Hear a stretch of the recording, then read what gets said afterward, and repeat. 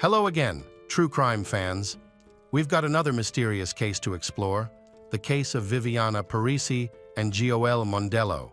In August 2020 in Italy, where 40-year-old Viviana Parisi lived with her 4-year-old son Gioele and her husband Daniele Mondello in the small town of Venetia. Viviana worked as a DJ in a nightclub. Originally from Turin, she moved to Venetia to be with her husband Daniele, who was also a DJ. Together, they created electronic music and were well-known and successful figures in the local nightlife scene. Both Daniel and Viviana actively maintained social media pages to promote their activities. Viviana frequently shared photos and videos, especially of her son Gioele, portraying their family as happy. However, their online presence was quite public, with Viviana posting clear images of her child's face, which raised concerns about privacy and safety. Some people cautioned Viviana about the potential dangers. On the morning of August 3, 2020, at 9:00 a.m., Daniele and Viviana woke up and had breakfast as usual. They planned to go to the recording studio to work, but Viviana decided to leave later. First, she needed to take her son to buy him new shoes. This means Viviana will have to take her child with her throughout the day to ensure she is supervised. On this day, Viviana forgot her cell phone at home.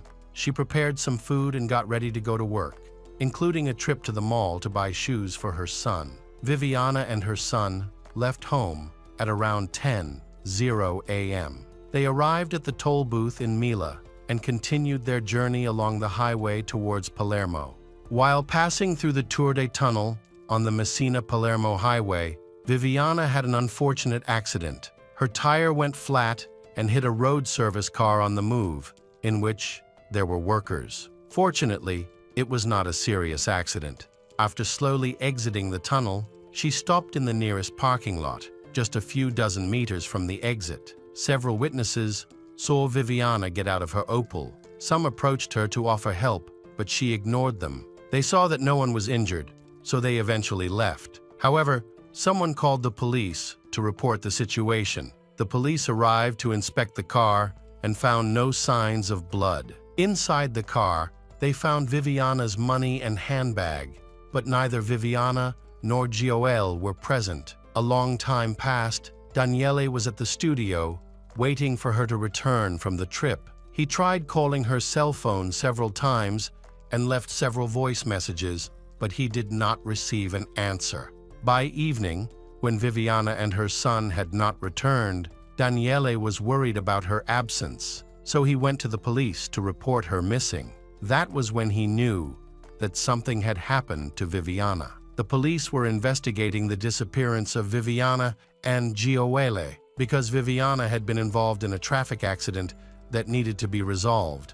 As time passed without any news, her husband became increasingly worried. For 5 days, nothing was heard from Viviana or Gioele. She was reported missing, and the Carabinieri police and volunteers were actively searching for her. Several teams searched the area around the parking lot where Viviana had left her car. On August 8, specially trained dogs joined the search. At around 3:00 p.m., they discovered Viviana Parisi's body, located a kilometer from her abandoned car. She was found hidden in a bush at the foot of the observatory. At the time, drones were used to search, but the bodies were so well hidden that they could not be seen from the air. Only sniffer dogs can detect the smell of a decomposing body.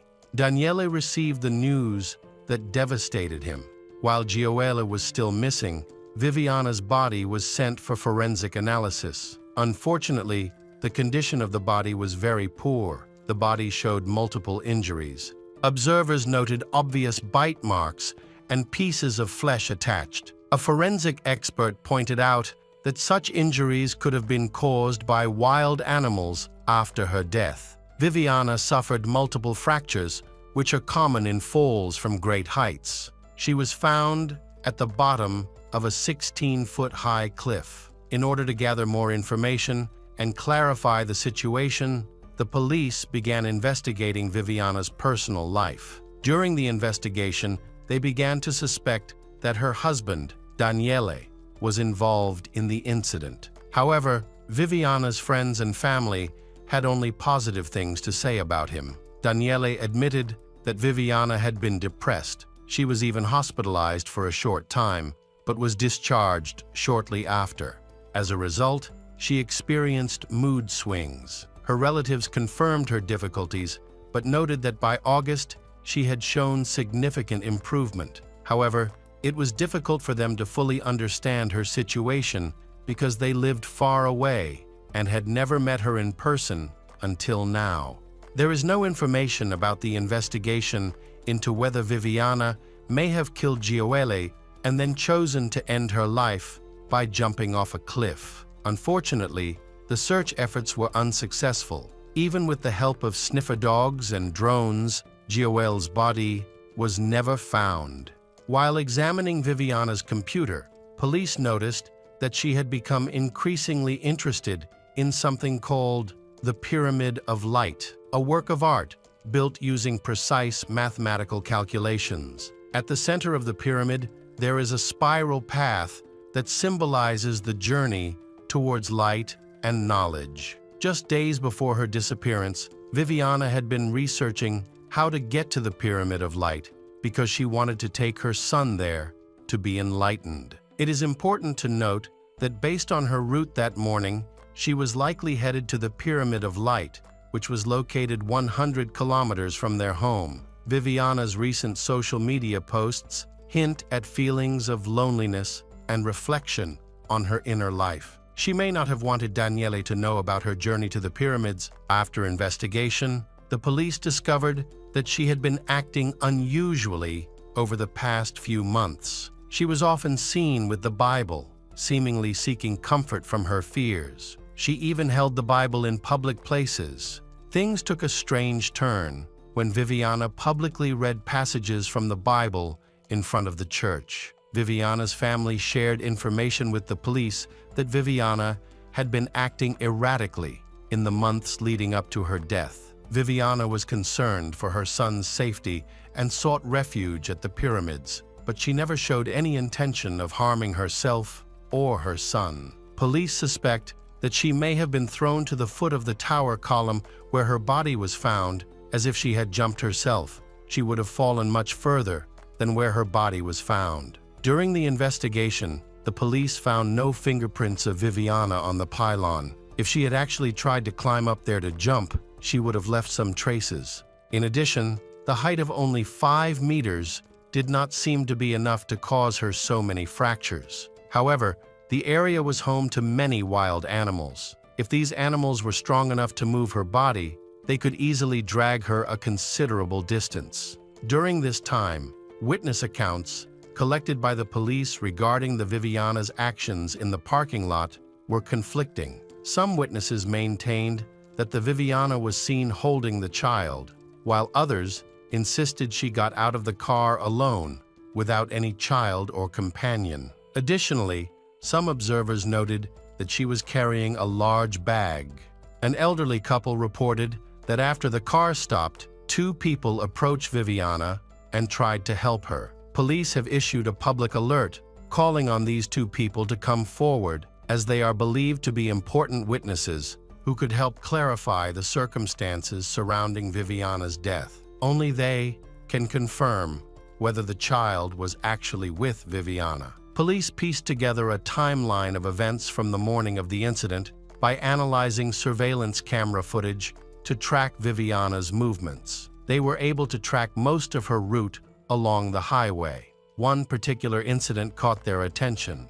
As Viviana approached the highway toll booth, she said she had no money and was asked to pay with a credit card. However, it was clear that she had cash and a credit card with her as she was planning to go shopping. Police found Viviana's behavior very suspicious. After driving past the gas station, they located her at a gas station in a nearby suburb. She had taken a long detour to fill up there, which was unusual as there were several other gas stations along the route. Viviana had no problem paying for the gas as she used cash, unlike at the checkpoint, What was most important to the investigation was that Gioele was still in the car with his mother at this gas station. The boy was alive and well. The gas station attendant reported that everything seemed normal at the time. Just 10 minutes later, an accident occurred in the tunnel. Police believe Gioele may have died in the accident. When Viviana stopped and realized she could no longer help the boy, she may have made the tragic decision to end her own life. This theory was soon dismissed as there was no blood or injuries found in Viviana's car. Another theory was that Daniele may have been a domestic abuser, which led Viviana and her son to choose to escape from him. It is believed that she saw the trip as an opportunity to take the child away from a dangerous husband. However, this idea was quickly dismissed as Daniele was widely regarded as a kind and loving person, and few believed that he could be abusive. Of particular concern is the voicemail on Viviana's phone that Daniele left while searching for her. Unable to reach her, he recorded a reassuring message in which he told her not to worry, that nothing had happened and that they would not do anything to her. This statement suggests that he was comforting her after a troubling event. Daniel said he was worried about Viviana and Gioele, which prompted him to try to reassure her. However, Viviana had left her phone at home, so she could not contact him to explain the situation. This made him even more worried. He did not provide the police with a clear explanation of his concerns or any useful information. However, the police believed he knew more than he was letting on.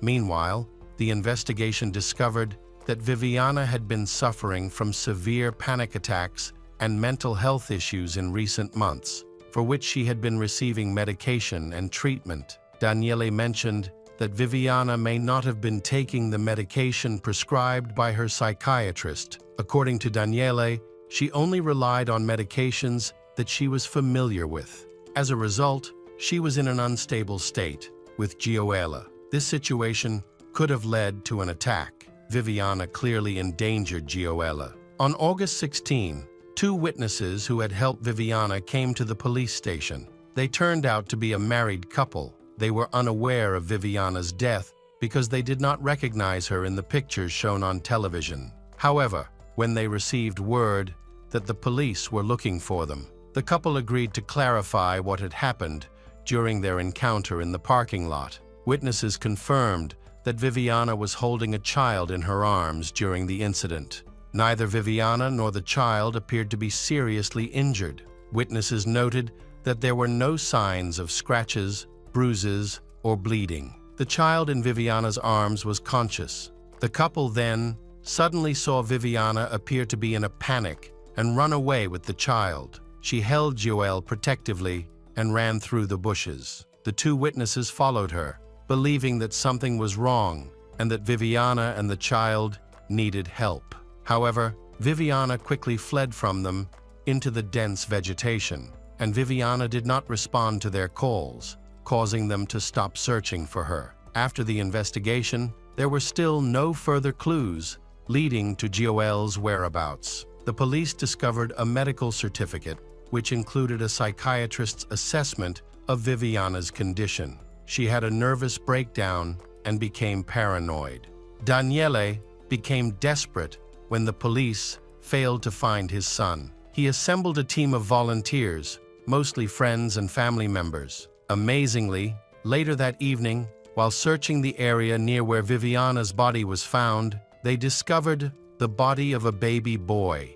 The condition of the body was tragic. The body was badly decomposed, and some of the bones were missing, likely carried off by wild animals. Because the body was so badly decomposed that identification was impossible, after testing through dental records, they determined the body was Gioele. Unfortunately, the discovery of the body does not bring us any closer to solving the case. Daniele believes this shows negligence on the part of the police. He is baffled as to why they did not find the body sooner, especially since it was already decomposed and was near Viviana's body at the time.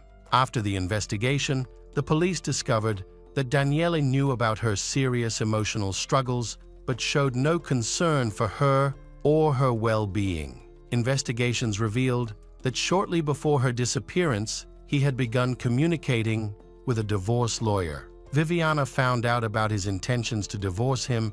Did this revelation cause her to take such drastic measures? Unfortunately, Gioele's autopsy was inconclusive. The cause of his death was never known. In order to find out why the family tried to conceal information about Viviana's illness, the police wiretapped all family members. During the wiretapping, the police discovered that no one in Viviana's family agreed that her cause of death was end his own life. Other than that, nothing suspicious was discussed. Her relatives simply underestimated the severity of her illness. Daniele's family later spoke out. They claimed that the police had conducted a poor search and had not found Gioele's body quickly enough, which may have missed important clues.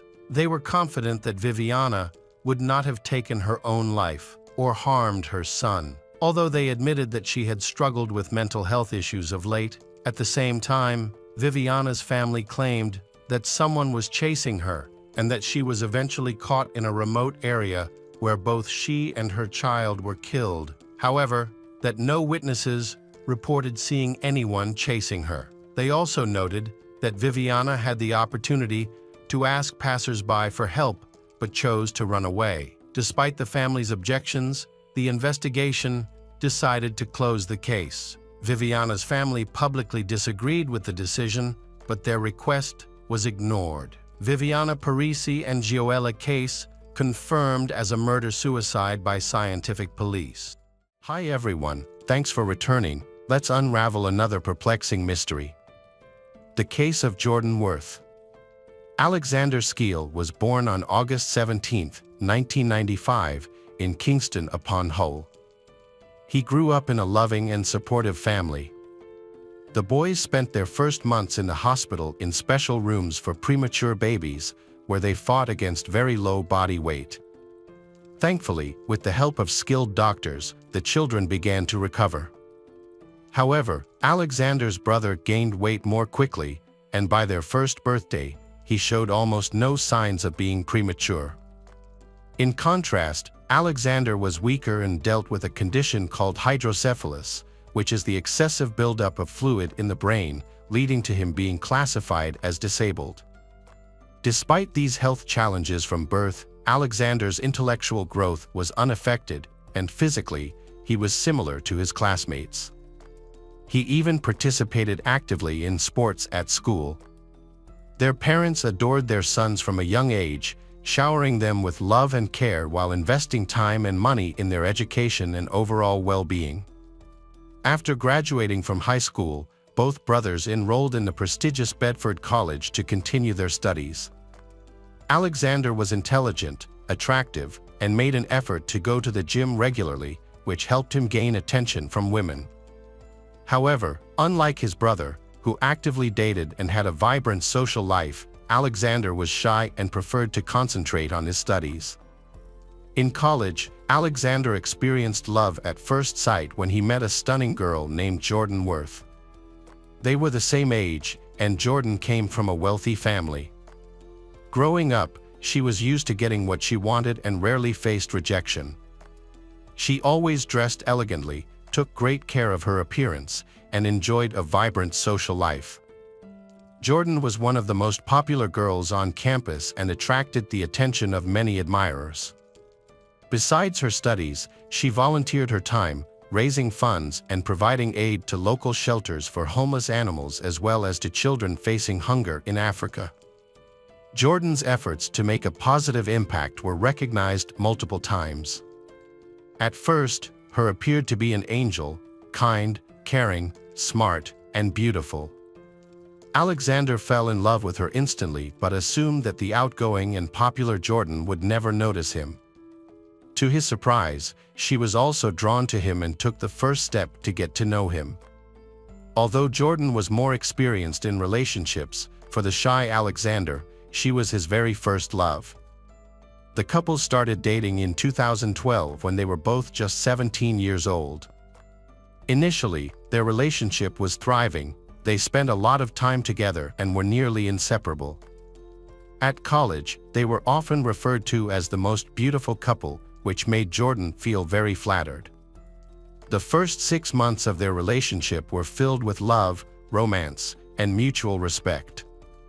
They surprised each other with thoughtful gifts and enjoyed celebrating small but meaningful milestones. Their social media accounts were filled with photos of them together, showcasing their happiness and featuring heartfelt captions and declarations of love. To outsiders, it appeared that they were perfect for each other and destined for a long, happy life together. They quickly decided to move in together and rented an apartment. As they were both still students, their parents provided substantial financial support. Fortunately, their parents were supportive of their relationship. Jordan was particularly fond of Alexander's parents because she came across as a responsible young woman with aspirations to become an art history teacher, leaving a positive impression on everyone she met. As time went on, Jordan's behavior started to change. It began with her increasing demands. Each month, she wanted Alexander to update her on everything he did. She openly checked his personal messages on his phone, email, and social media. She would get jealous for no apparent reason. Although this behavior was concerning, Alexander tried to ignore it because he was in love, and it didn't bother him too much. Even when she insisted he wore only the clothes she bought for him, he dismissed it as her way of showing care. Soon, Jordan began to restrict Alexander's social circle. She decided who he could see and who he could no longer stay in touch with, affecting not just his friends and classmates but also his family members. Despite this control, Jordan never complained to anyone, and they still appeared to be a happy and perfect couple in public and on social media. She began to enjoy her control over him. She deleted contacts from Alexander's phone without his knowledge, blocked his family and friends, and even replied to messages on his behalf, often in a rude and insulting way. Afterward, she deleted these conversations, so Alexander had no idea what he had said to people who no longer wanted to communicate with him. The final reason for the breakup occurred when Alexander's twin brother raised concerns. Jordan started to block their communication. By then, their parents also noticed that Alexander was pulling away from the family, while his girlfriend was avoiding them completely. She refused to visit even on holidays and didn't want to talk on the phone. When they did try to reach her, she was openly rude. In the rare moments when Alexander's mother managed to speak with him, she urged him to break up with his girlfriend, warning that the relationship would lead to trouble. However, Alexander, deeply in love, refused to listen and defended his girlfriend, insisting that she cared for him and meant no harm. The Skeel family soon realized that Jordan had pressured their son to drop out of college, quit sports, and get a job. Meanwhile, she took all the money he earned to spend on her own needs and entertainment. The parents once again tried to talk to their son and persuade him to leave Jordan, but they were unsuccessful. In 2013, during his coming-of-age celebration, Jordan committed a shocking act that went unpunished. That day, she and her friends celebrated at a country hotel. As the evening progressed and guests began to leave, Jordan suddenly vanished without telling anyone. Alexander was distraught as he searched for Jordan, fearing something had happened to her. However, she returned to their room in the morning, heavily intoxicated. When Alexander tried to find out where she had been, she violently lashed out at him with both fists and insults, then laughed. 2 months later, during his own 18th birthday celebration, Jordan started a fight in front of Alexander's family and friends. She assaulted a 15-year-old girl, who was a neighbor well known to the Skeel family and had been invited to the party. Jordan believed the girl was being overly friendly with Alexander, which prompted her to attack, pulling the girl's hair and scratching her face. Jordan was still upset, but it was obvious to everyone what her true nature was. Afterward, her parents and brother urged Alexander to break up with her because of her aggressive and inappropriate behavior. Surprisingly, for the first time, he listened to them and acknowledged that she had indeed overreacted. That same evening, he spoke with her and informed her that he would not be returning to their apartment and would instead stay at his parents' house. After nearly 6 months apart, they reunited and had children together. During that time, Alexander focused on his studies and work, rarely thinking of Jordan. However, on New Year's Eve 2014, Jordan surprised him with a call to share the news that she was pregnant and they would be parents in the spring. Alexander felt both surprised and happy. Jordan apologized for not telling him sooner, explaining that she believed he no longer wanted to see her. When the guy's parents found out they were going to have a grandchild, they were overjoyed and invited Jordan to move in with them. She accepted the offer and moved into the Skeel family home. She officially got married with Alexander, and 3 months later, she and Alexander welcomed a son named William. The young parents were extremely happy, and they enjoyed a peaceful and harmonious life together until around mid-fall 2014. During this time, Jordan genuinely cared for her partner, made an effort to please him, and fell in love with him again. When William was 6 months old, Jordan became pregnant again. During this time, she became moody and emotional, insisting that Alexander move out of his parents' house immediately. Alexander attributed her behavior to hormonal changes but agreed to rent an apartment for them in the city, and they soon moved in. In the summer of 2015, they welcomed their second child, a girl named Alice. Alexander was overjoyed and treated his wife and children with great affection. However, Jordan, feeling secure that Alexander would not leave her, began to reveal her darker side. The turning point occurred after the move. Jordan prohibited her husband from contacting his family and prevented his parents from seeing their grandchildren. Meanwhile, she accepted financial help from them and even had Alexander ask his parents for money. Within a few months, she completely dominated him, breaking his spirit and taking control of his life. Jordan frequently humiliated and insulted her husband, and eventually, she began to hit him. At first, her attacks were not severe, as she wanted to see how he would react. When she realized he would tolerate everything, keep quiet, and face no consequences for her actions, she unleashed her cruelty, revealing her violent tendencies. The trouble began during their house renovation when she was unhappy with everything Alexander did. Frustrated, he remarked that it seemed impossible to satisfy her. In response, she threw a hammer at him, hitting him on the head and causing a deep wound. Dazed and nearly unconscious, he fell to the ground, holding his head as blood streamed down his face. He asked his wife for help or to call an ambulance, but she coldly told him, "Crawl away somewhere and die," and walked into another room to watch TV.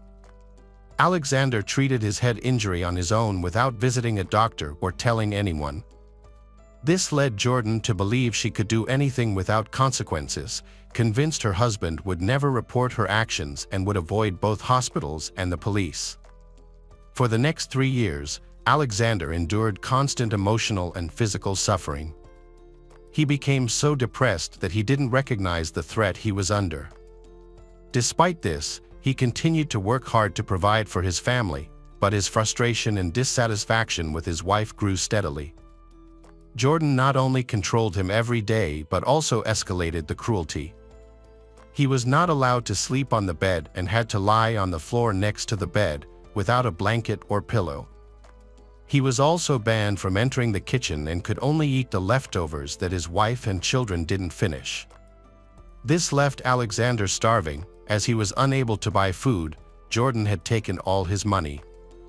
Furthermore, his wife deprived him of sleep and rest, creating a cruel form of entertainment for herself. Whenever he finally fell asleep, she would hit him on the head or pour boiling water on him. He later remembered waking up each time in intense pain, either bleeding or burned. After that, he would tend to his wounds with whatever he could find, while his wife quietly went to bed. Alexander viewed this situation as normal. He felt morally defeated and stopped trying to fight against it. He completely cut off communication with his parents and brother, and his wife frequently asked them for money on his behalf. She also supported her own parents financially, ensuring she could afford whatever she wanted. Alexander lost a significant amount of weight and dropped below 50 pounds. His body was frequently marked by wounds, cuts, burns, and bruises, which drew concern from others. At his workplace, colleagues encouraged him to seek medical help, but his wife insisted he quit his job to avoid being discovered. After he was let go, he became trapped with Jordan, who began to abuse him continuously, leaving him longing for rescue. Although the couple appeared to be happy to outsiders, their home life was filled with horror. Jordan managed social media accounts for her husband, frequently sharing old photos of their family along with captions expressing their love and gratitude for one another. Nobody could have imagined that a woman who looked angelic and was a mother of two could transform into a sophisticated monster behind closed doors. She knocked out her husband's teeth and inflicted a deep cut on his arm with a knife.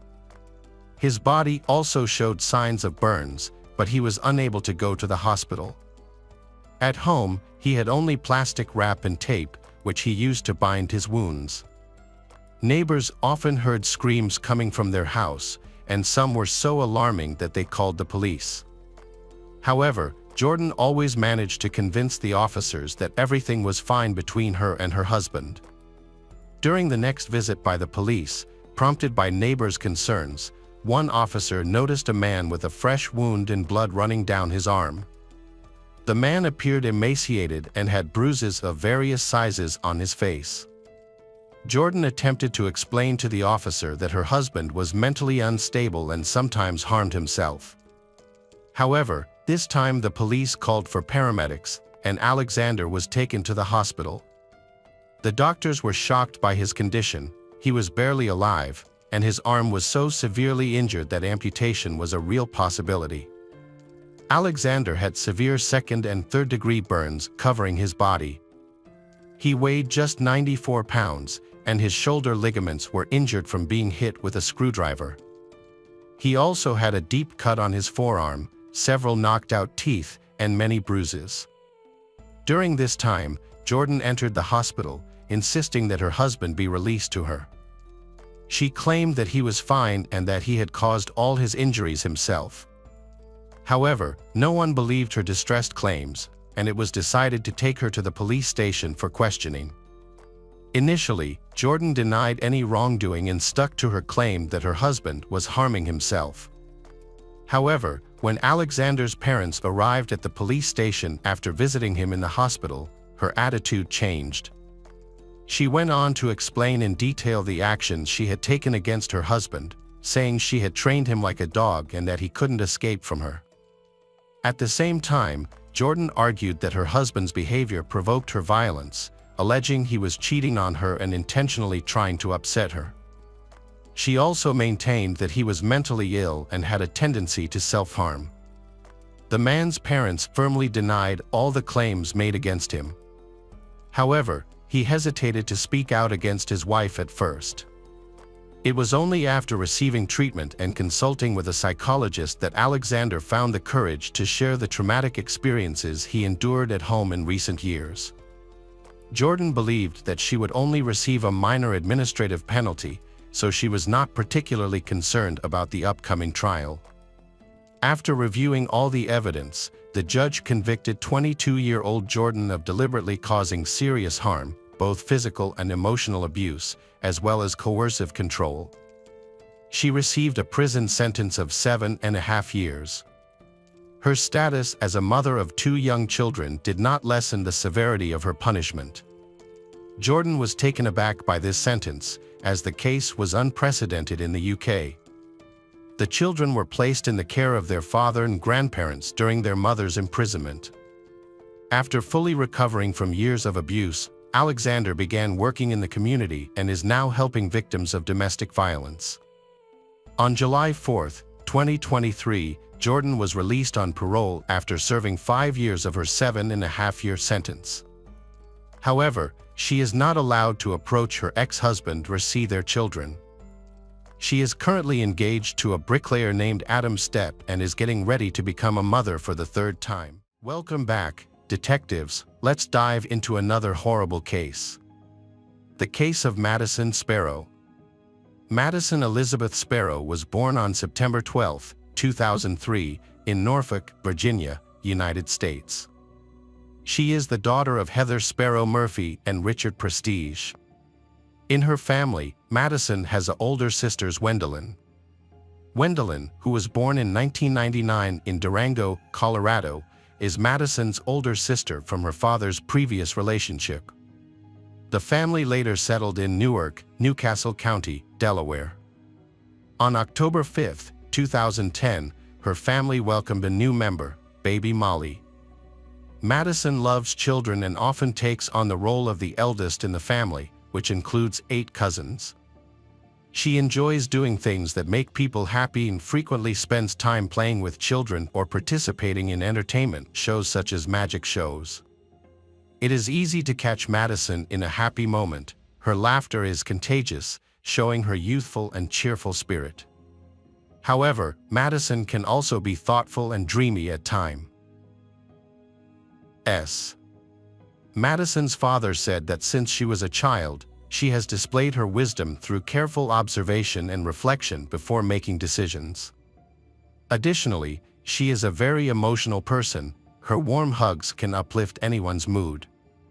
For her friends and family, Madison is always a reliable confidant who genuinely cares about the happiness of those she loves. Madison is a curious girl who loves to explore new things, which led her to join the Girl Scouts, an organization for girls around the world. By the fall of 2012, all the Girl Scout troops were full, but thanks to her mother's efforts, Madison was able to join a group. Madison's mother led a new Brownies troop, and Madison joined at age 9. In recent years, Madison has become one of the top cookie sellers, winning numerous medals for her impressive sales. She has been involved with the Girl Scouts for nearly 10 years, during which time she has built a strong network of friendships. Currently, Madison volunteers with her younger SI. Stir Molly's troop, as she enjoys working with other young people and making a positive impact on their lives. Madison is a kind and generous girl who acts with commitment to her faith in God and service to her country. She is passionate about helping others and strictly adheres to the principles of the Girl Scouts. However, like any other young girl, Madison also enjoys spending time having fun and living life to the fullest. Even in her teenage years, she is always the life of the parties. She often plans parties with her friends, ranging from movie nights to full-blown beauty parties with manicures and pedicures. Madison frequently stays up all night, so it is not unusual for her to struggle to wake up by noon the next day. Before finishing elementary school, Madison met Annika Stalczynski, a girl her age who was born in Newark on July 9, 2003. They quickly became close friends and studied for exams together. Information about Annika's life is limited, but it is known that her parents are Robert Stalczynski and Robin Kars. In 2004, her family lived on Arona Mink Drive in Newark. After finishing elementary school, Annika and Madison went to middle school, where they made a new friend named Noah Sharp. Noah, a native of Newark, was born on August 23, 2001. Little is known about Noah's family and background, except that his mother, Nikki Sharp, has 2 other children, David and Brianna. The trio often went out for ice cream or spent time in the large green spaces around the city. When Noah and Madison met by chance, they felt an attraction to each other, and after just a few months, a teenage romance developed. At first, they were madly in love, but in early 2020, after more than a year together, Madison decided to break up with Noah without providing any reasons. They parted ways amicably and agreed to remain friends, but Noah was heartbroken because he still loved her deeply. During this time, Annika became Noah's trusted friend. They began to see each other more often and text almost every day. Although Noah's heart was still broken, he began dating another girl after a while. Despite his relationship with Annika, Noah kept in touch with Madison. He visited Madison on her 17th birthday, September 12, 2020, and brought her a gift. It seemed that Noah was still upset about the breakup. When Annika learned about her boyfriend's meeting with his ex-girlfriend, she felt jealous. She could not accept that he was still friends with his ex. Noah's sadness also turned to anger. He wanted to hurt Madison because he felt hurt. The following week, blinded by hatred and jealousy, Annika and Noah began planning to end Madison's life. They exchanged text messages, used FaceTime, and met in person to discuss weapons and how to dispose of the body after the crime. The messages they sent each other while planning the attack were horrifying and revealed their intention to cause Madison great pain. Annika made several suggestions, including using a knife to inflict severe damage to her heart. They also discussed the possibility of using a handgun or another blunt object. According to official documents, they quickly dismissed the idea of a handgun because it would make too much noise. Although Noah was not entirely confident, they decided to use a blunt object. During their discussions, they calculated the number of bricks they would need to hold Madison's body underwater if they decided to dump her there. When in doubt, one idea was to bury her since Noah could dig a hole and knew where to find a shovel. Eventually, they came up with what they believed was the perfect plan. Madison was an ice cream lover and also cherished Halloween. She eagerly awaited October each year to celebrate her favorite holiday. Throughout the month, Annika had been studying Madison's interests and taking advantage of them. On Friday, October 2, 2020, she called Madison to ask her out for ice cream and to spend a day together. Madison agreed because she hadn't seen her friend in a long time and also wanted to buy a gift for Molly, whose birthday was just 3 days away. That day, Madison wore black tights, denim shorts, gray boots, a blue sweatshirt that said New Jersey, and white ghost earrings. She rarely wore jewelry, especially earrings, but since she didn't have much time to prepare for Halloween, Madison decided to buy these earrings to match the holiday. At 2:44 p.m., she said goodbye to her mother, Heather, promised to see her later, and then left. Although nothing unusual happened at that time, the events that followed were extremely unsettling.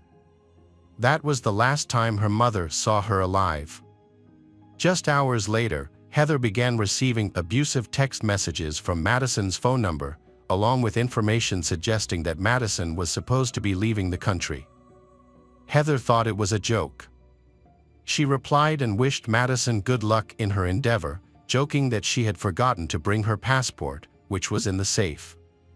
However, Heather received no response.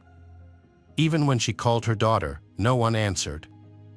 Heather, who was hanging out with Molly and taking her to scout meetings and swimming lessons, was confused. The lack of response began to worry her. Heather decided to call Annika, knowing that they would meet later in the day. When Annika answered, she burst into tears and explained that Madison had insulted her and that she had dropped her off near a store. Annika then suggested contacting Noah, but he did not respond. Frustrated, Heather asked Annika to contact Noah again. The three of them chatted but did not get any information. Frustrated, Heather decided to go home.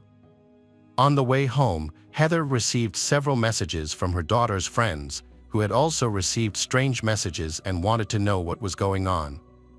When she got home and did not search for any clues, Heather found no signs that her daughter had run away.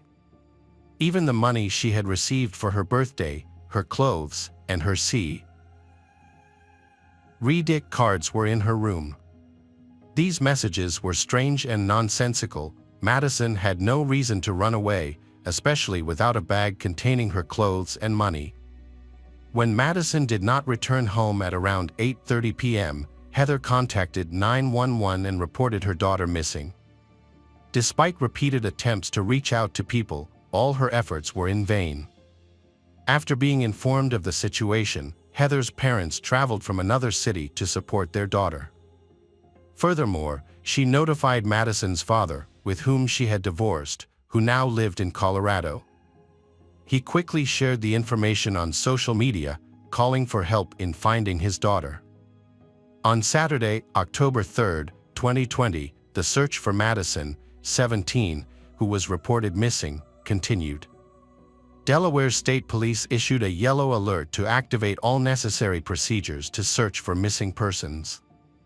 Over the course of 2 days, police search teams, family and friends searched farms near the University of Delaware, where Madison was last seen.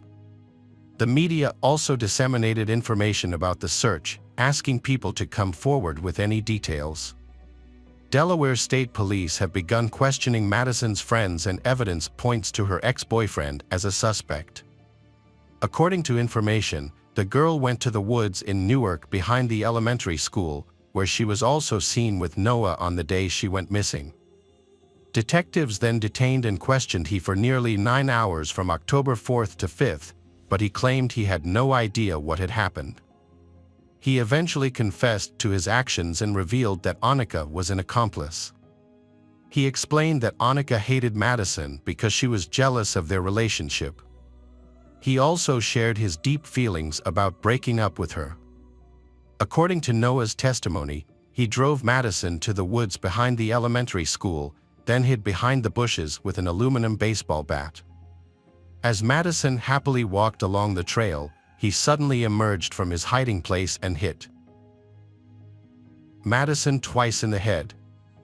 Noah admitted to putting all his strength into the second blow, adding that it was then that he became enraged after months of losing control over the girl who had broken his heart. Unable to control himself, he continued to strike her body multiple times.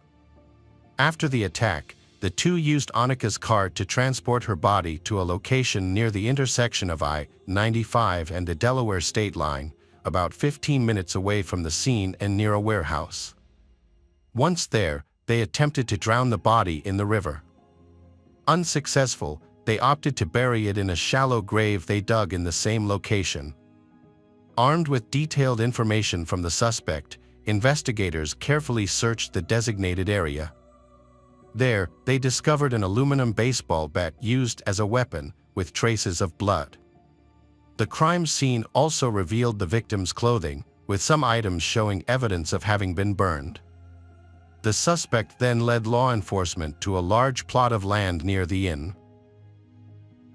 intersection of I-95 and the Delaware state line, where he and his accomplice had secretly buried the body. On Monday, October 5, 2020, Corporal Heather Piper announced the discovery of Madison's body. The news sent shockwaves through the victim's family, friends, and community. Several days later, on Saturday, October 9th, hundreds gathered at the high school football field to remember and honor Madison. An autopsy revealed that Madison died from blunt force trauma to the head. Experts also found the DNA of Noah and Annika on physical evidence collected at the scene and where the bodies were found. Noah faces charges of first-degree murder, possession of a deadly weapon during the commission of a felony, and first-degree conspiracy. He has been placed in a correctional facility on a $1 million bail. More than a month after the tragic event and after processing the necessary evidence, Annika, 17, was also arrested. She was indicted by a Newcastle County grand jury on charges of first-degree murder, possession of a deadly weapon during the commission of a felony, and first-degree conspiracy. Meanwhile, Madison's family has been struggling. Heather has repeatedly stated that the exact cause of her daughter's death may never be known. Although Noah admitted his guilt to the police, he did not plead guilty in his formal court filing. This has led to speculation that his defense attorney may argue that he was mentally unstable. In some cases, attorneys often attempt to defend their clients by referring to their mental health status. Similarly, during a preliminary hearing, Noah's attorney stated that Noah was being treated for schizophrenia and was under the care of a psychiatrist at the time of the murder. Noah's attorney confirmed that he had been injured in Chester County, Pennsylvania, about 3 weeks before the murder. The attorney explained that Noah had suffered memory loss and other problems as a result of the head injury. However, the attorney did not provide specific information about the cause and severity of the injury. In May 2021, Annika pleaded guilty to first-degree murder and first-degree conspiracy. Her attorneys negotiated with prosecutors, and Annika agreed to testify against Noah regarding his intention to kill Madison. Several people close to the victim had reported to the police about alter ego, Noah's alleged alter ego. However, prosecutors argued that Noah himself had disseminated this information, intending to use it at trial later as part of his plan to kill Madison.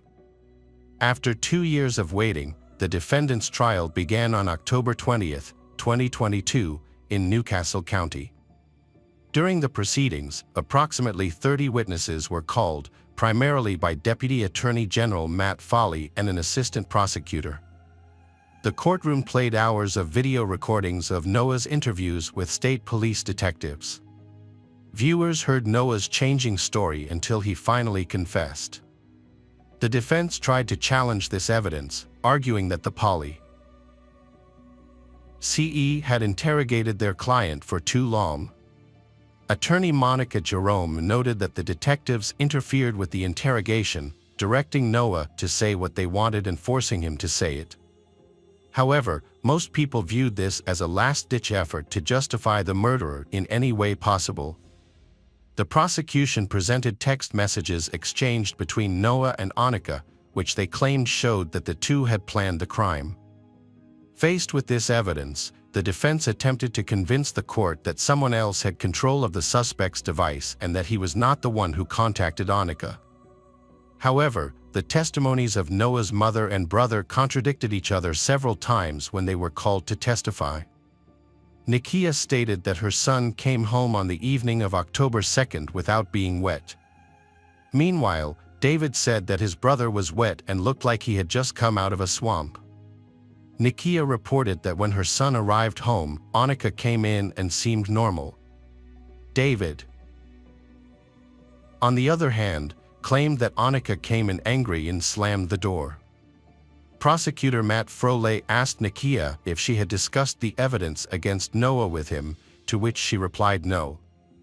However, prosecutors obtained a recording of a phone call that took place a month before the trial, in which the defendant and his mother discussed surveillance camera footage at the elementary school. During that conversation, Noah informed his mother that his face was not visible in the video showing him and Annika near the school an hour before Madison was murdered. His mother reacted with relief at this news. However, the video showed an African-American man of similar height and build to Noah, holding a baseball bat while walking into the woods with a girl. The defense questioned the defendant's relatives about the two injuries he allegedly sustained. The first was a head injury on September 13, 2020. The second was another unconfirmed injury he suffered after falling off his bike, just hours before his police interview on October 4th. Noah's lawyers argued that these injuries could have caused dissociative amnesia, attempting to justify the statements he made to the police. The court considered the arguments of both the prosecution and the defense regarding the victim's injuries. Annika, the accused, gave a 3-hour testimony that supported the prosecution's arguments. During her testimony, she calmly explained that Noah had convinced her that Madison had talked badly about her behind her back. However, Madison's family and friends insisted that she had never spoken ill of her friends. After 8 days of trial and more than 250 pieces of evidence presented by the prosecutors, the jury took just 3 hours to reach its final verdict. Noah Sharp was found guilty on all counts, including first-degree murder, and sentenced to life in prison without the possibility of parole. When the jury's verdict was announced, neither Noah nor his mother showed any emotion. Noah simply reneged and smiled at his mother. The Madison family cried tears of relief before leaving the courtroom. In Annika's case, When she was convicted, prosecutors stated that under Delaware law, she would be sentenced to life in prison with the possibility of parole after 30 years, since she was a juvenile at the time of the crime. Hi there, investigators. It's time to uncover the truth behind another case. The case of Zara Alina. Zara Alina was born in England in the winter of 1986. As the eldest of 5 children, Zara's birth held great significance, symbolizing her mother's aspirations for a better future. Additionally, she was the first granddaughter of Radha Parvin, a distinction that earned her special respect and status within the family. Growing up, Zara was doted on by her relatives and raised in a multi-generational household. Despite their financial struggles, Zara's parents prioritized her education, believing it would provide her with a good life. Zara's family had big plans for her future, but their hopes were overshadowed by the dangers and difficulties that surrounded them, putting Zara's safety at risk. Zara had an unrelenting passion and thirst for life from a very young age. This led her to develop a love for tap dancing, a form of self-expression where each step brought out a rhythm that evoked a sense of harmony. Additionally, and swimming, which gave her a sense of freedom from the monotony of daily life. Her exquisite style and artistic approach to fashion allowed her to express her dreams through her outfits. However, these pursuits were just the beginning of her journey. Her first experience with skating ignited a new sense of freedom within her. Skating evolved into more than just a hobby for her. It became a powerful outlet for self-expression, allowing her to connect with her deepest emotions and inner self. Those close to Zara were unsurprised when she shared her aspiration to become a lawyer, driven by a desire to protect and support others.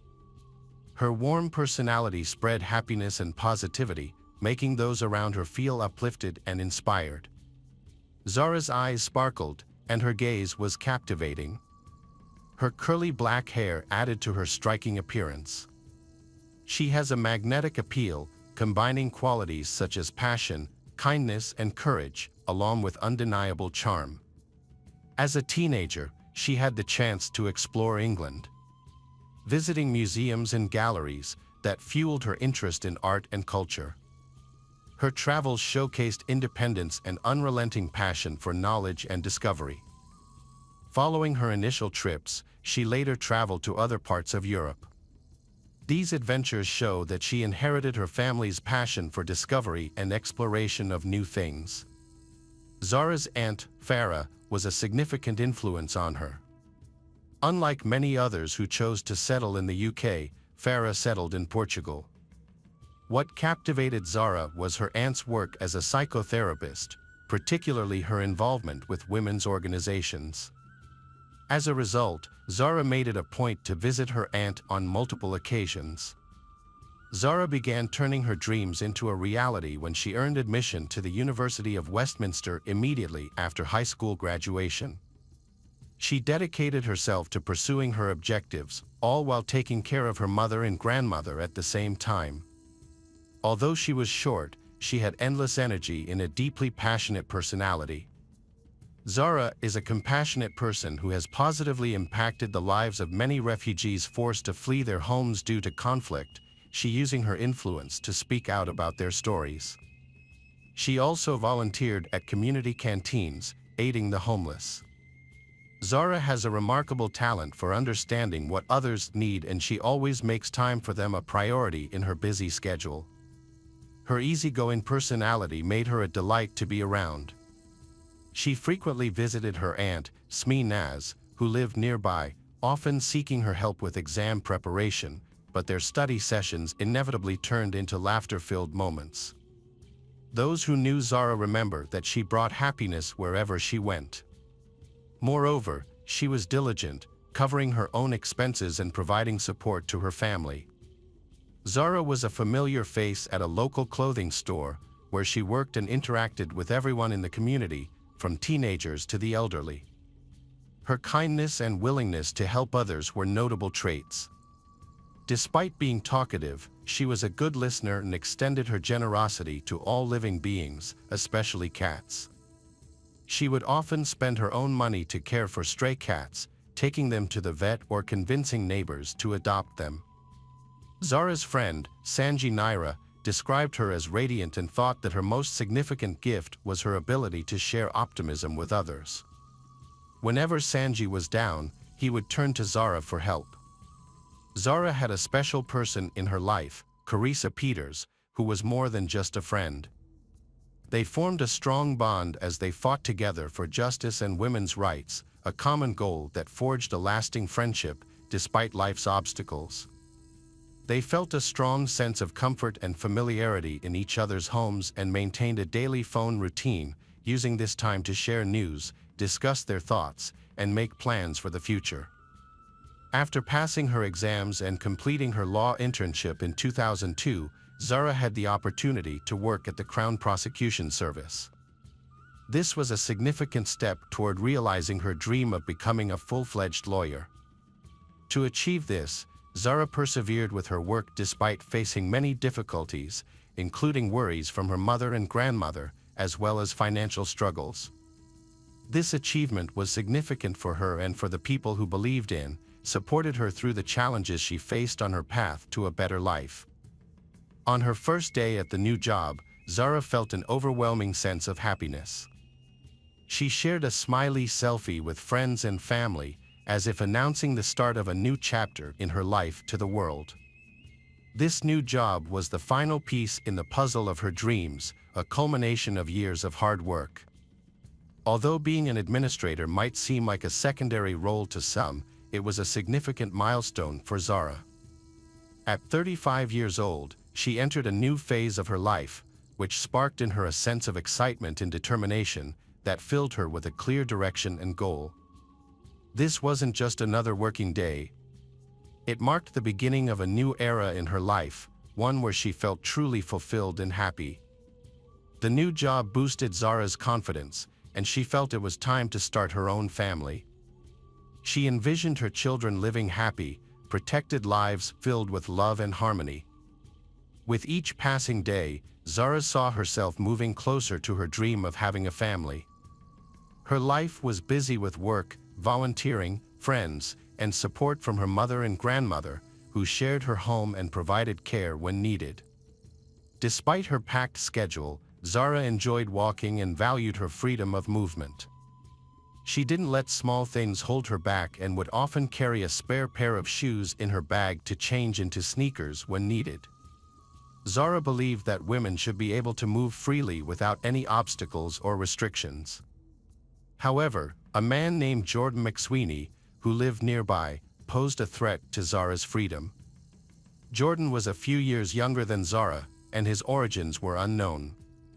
One Saturday evening, after the sun had set, Zara was on her way to meet a friend. Despite not being in the mood, but she chose not to cancel, honoring her commitment. Zara was recognized for being extremely reliable and keeping her commitments, especially to her friends. Before leaving, she called Aunt Farah, but this time, a hint of anxiety crept into her voice. Aunt Farah cautioned Zara to be careful, and although she wasn't venturing far from home, the evening atmosphere felt unusual and unpredictable. Zara assured herself that she was familiar with every part of the city and that people knew who she was. Nevertheless, something about this evening unsettled her, making her heart beat faster, and she decided to exercise extra caution. Zara met her friend at the Ilford Big Spoon, a local bar on London's West End, at the scheduled time. Ilford in London is a vibrant and culturally diverse neighborhood ideal for evening meals and socializing. One Saturday evening, Zara and her friend came to this area. They then headed to another bar, where Zara had a couple of glasses of water. Meanwhile, Jordan was at a nearby nightclub, having one drink after another. As he drank, an idea formed in his mind, and he decided to act on it. He was determined to find a woman to attack that night. Security cameras captured Jordan's behavior at the club's entrance, where he would hug and try to kiss women without their consent. He was particularly aggressive with one employee, despite her clear discomfort. Eventually, he was kicked out of the club around 11 p.m., and his behavior was recorded on camera. After leaving the club, cameras continued to capture Jordan's actions as he walked down Romford Street towards the park. As Jordan walked, he spotted a woman and began to follow her. Jordan approached her, and she tried to avoid him by entering a store. However, Jordan waited for her outside, and when she left the store, he followed her again. He then crossed the street, keeping her in sight. When the woman entered her house, Jordan was forced to continue on his way. According to security footage, around 2 a.m. on Cranbrook Street, Jordan noticed another woman approaching him. Suddenly, Jordan quickened his pace, approaching a woman. However, two passing witnesses noticed his suspicious behavior, which was captured on video. Despite this, the woman managed to return home safely, leaving Jordan surprised and frustrated. He then returned to Cranbrook Street, having been unsuccessful. Around the same time, Zara and her friend decided to leave the bar and head home. It was 2 a.m. Her friend took a taxi, but Zara chose to walk, given the short distance and pleasant weather. As they parted ways, Zara began walking down Cranbrook Street, a residential area just a 10-minute walk from her house. It was then that Jordan spotted her. According to Chief Inspector Dave Williams, Jordan had a clear intention that night to attack a woman, regardless of the location. Cranbrook Street remained busy, even in the early hours, with a steady flow of traffic. Jordan had a history of offenses dating back to 2006 to 2009, for which he was sentenced in a Kent juvenile court at the age of 13. In August 2010, at the age of 17, he was found guilty of assaulting a girl, causing her to suffer a swollen eye. He received a 4-month detention and correction period as a result. 11 years after his initial offense, Jordan committed another crime against a woman, resulting in a 3-year ban from approaching her, either directly or indirectly. By 2010, he had a total of 28 convictions for 69 different offenses. These offenses included theft, assault on both police officers and the general public, motor vehicle theft, traffic infractions, committing crimes while out on bail, and shoplifting. Jordan used a social media platform to boast about his extensive collection of weapons and glorify a life of crime. He shared various photos and quotes, as well as fake images claiming the FBI was searching for him. After being imprisoned for crimes including criminal damage, racially aggravated harassment, and carrying a bladed weapon, Jordan was released on parole on June 17, 2022. One of the conditions of his parole was to regularly meet with his assigned parole officer. Following his release, Jordan resided in a van on St. Valentine Street, located in a 130-acre park in the Gun Hill area of London's Redbridge district, the largest green space in the region. Jordan broke all the rules of his parole and missed 2 scheduled meetings with his parole officer. As a result, the authorities decided not to show him any mercy. On June 22, 2022, the parole service started the process to send Jordan back to prison, but they didn't notify the police until 2 days later. On the morning of Saturday, June 25, 2022, police went to his mother's house to arrest him, only to find he was not there. In the early hours of June 26, 2022, a horrific crime occurred in Ilford. Zara was discovered on the sidewalk, displaying signs of abuse, with her belongings scattered around her. Her body showed evidence of severe injuries, her clothes were torn, and her eyes indicated a desperate struggle for survival. A passerby immediately recognized the gravity of the situation and began administering chest compressions and CPR in an attempt to save Zara's life. Despite the efforts of passers-by and emergency medical responders, Zara's injuries proved too severe. She fought for her life but ultimately passing away at 9:58 a.m. on Sunday. At approximately 11 a.m., security cameras in the park captured Jordan disposing of evidence, including his clothes, with an air of indifference and calmness. This behavior suggested that the act of violence was premeditated rather than random. The police swiftly responded and visited Zara's grandmother, asking her to identify her granddaughter from video footage taken at the bar. Upon confirmation of Zara's identity, the police informed her grandmother about the incident.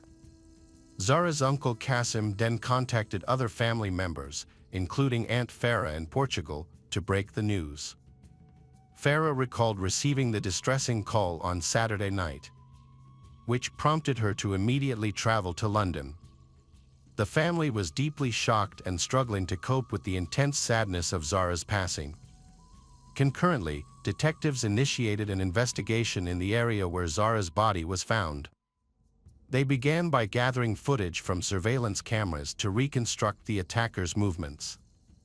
The combination of video evidence and bloody fingerprints discovered near the crime scene enabled the identification of Jordan as the primary suspect. Utilizing a video surveillance system, the police tracked Jordan's location and obtained images of him. Inspector Dave dispatched an officer to Gun Hill to verify if anyone recognized Jordan. The operation yielded swift results, as Jordan was found sleeping in his van shortly thereafter. The authorities immediately arrested Jordan, who was found with blood-stained clothes and shoes that he was trying to dispose of. Despite lengthy interrogations, he refused to speak or reveal any information about himself. Meanwhile, new video footage emerged, allowing police to piece together the incident surrounding the crime. The incident led parole officer Justin Russell to criticize the handling of Jordan's case, highlighting a series of errors. Jordan has a criminal history dating back to the age of 16 and has been in prison several times, making him a subject at high risk of committing a crime. After being released from detention, he missed several scheduled supervision appointments. Authorities failed to take prompt action to return him to prison. Zara's family described the last few days as incredibly shocking, acknowledging that their loss was irreparable. However, in the face of such grief, they were touched by the warmth and kindness people have shown. The family faced a significant amount of work and needed to find the strength to cope. Aunt Farah took charge of communicating with the media and meeting with the police. Even though they were dealing with their own shock and grief, the family understood that taking control of the situation was crucial to protect Zara from possible accusations by some media outlets. A preliminary hearing for the Jordan case occurred on July 1, 2022. A subsequent hearing was scheduled for September 30, 2022, to prepare testimonies for the trial. However, the trial was postponed because Jordan did not appear on the scheduled day. On July 2, a memorial service was held for Zara, organized by her family. The service took place along the route Zara would have taken home, representing her final, unfinished journey. Many attendees wore white to symbolize a silent walk. Over 120 organizations that specialize in supporting women attended, showing solidarity in the fight against violence. These organizations collaborated with Zara Alina's family and publicly pushed for justice and accountability. They stressed that it's crucial to address violence against women and stopping perpetrators from committing such acts. During a preliminary hearing at East London Court in Walthamstow, crime scene investigator Nadia Persat testified. She stated that local police officers could have done more to locate Jordan before he attacked Zara. Persat believes the jury should investigate this matter further. On November 16, 2022, Jordan failed to appear at the hearing, despite being informed that his attendance was mandatory. As a result, a video call was arranged, during which he pleaded guilty. Prosecutor Oliver Glasgow argued that Jordan would be unfit for bail, and Judge Chima Grave agreed. The judge postponed the verdict until December 14 of the same year. However, as that date approached, Jordan failed to appear in court. Despite his absence, Jordan was eventually convicted and sentenced to life in prison with a minimum of 33 years for the murder of Zara Alina. Jordan and his representatives appealed the sentence, which was subsequently reduced to 33 years in prison. The judge took into account that Zara was unconscious at the time of her death and therefore did not experience any suffering, which was a key factor in the decision to reduce the sentence. For months after the incident, it was revealed that Jordan had a personal relationship with a 32-year-old woman who worked at the Belmarsh Correctional Facility in South London.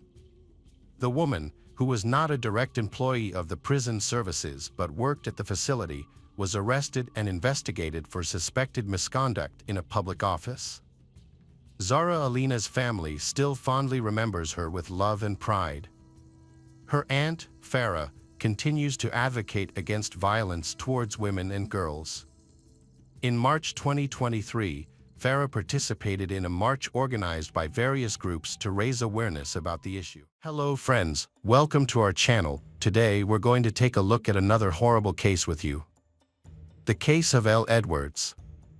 Elle Edwards, a 26-year-old woman, she was a vibrant and beautiful young woman who worked as a cosmetologist at a local beauty salon and assisted a dermatologist.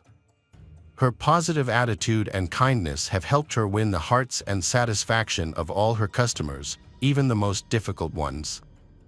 Edwards is a highly skilled beauty professional, known for being cheerful and always smiling. At the same time, she was determined and constantly working towards her goals and dreams. On December 24, 2022, her sister Lucy flew in from Dubai to spend the holidays with their family, and Edwards eagerly awaited her return. To celebrate this special occasion, Edwards, her sister, and their friends decided to go to the local pub in Liverpool's Wallasey Village, UK. Here they were having a fantastic time, laughing, dancing, and singing karaoke in a joyful atmosphere. Without their knowledge, someone with ill intentions was nearby. As they exited the pub at approximately 11:50 p.m., someone placed an emergency call. Shortly thereafter, a minimum of 12 shots were fired. Edwards was struck by 2 bullets, and she's suffering a severe head wound. The emergency services were immediately dispatched to the scene. They quickly loaded Edwards into an ambulance and rushed her to the local hospital. Unfortunately, she succumbed to her injuries en route, as they were fatal. When the police informed Edwards's family of the tragedy, they were shocked and disbelieving. No one could comprehend how this could have happened to Edwards, a beautiful and lively young woman. It was unthinkable that she could have had enemies who wished her harm. In the early stages of the investigation, detectives had no leads.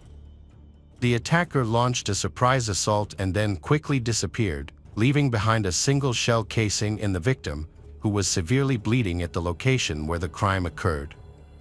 The assault was swift yet clearly premeditated, affording Edwards no opportunity for survival.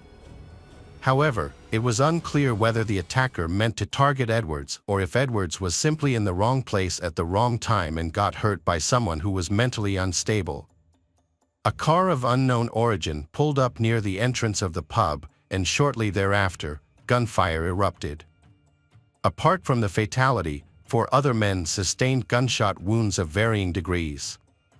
All of the victims were young adults, aged between 22 and 33. Police initially believed Edwards may have been a random victim of the attack. It was known that criminal gangs operated in the area and the shooting might have been a confrontation between gang members. However, this was just speculation that needed to be confirmed or ruled out during the investigation.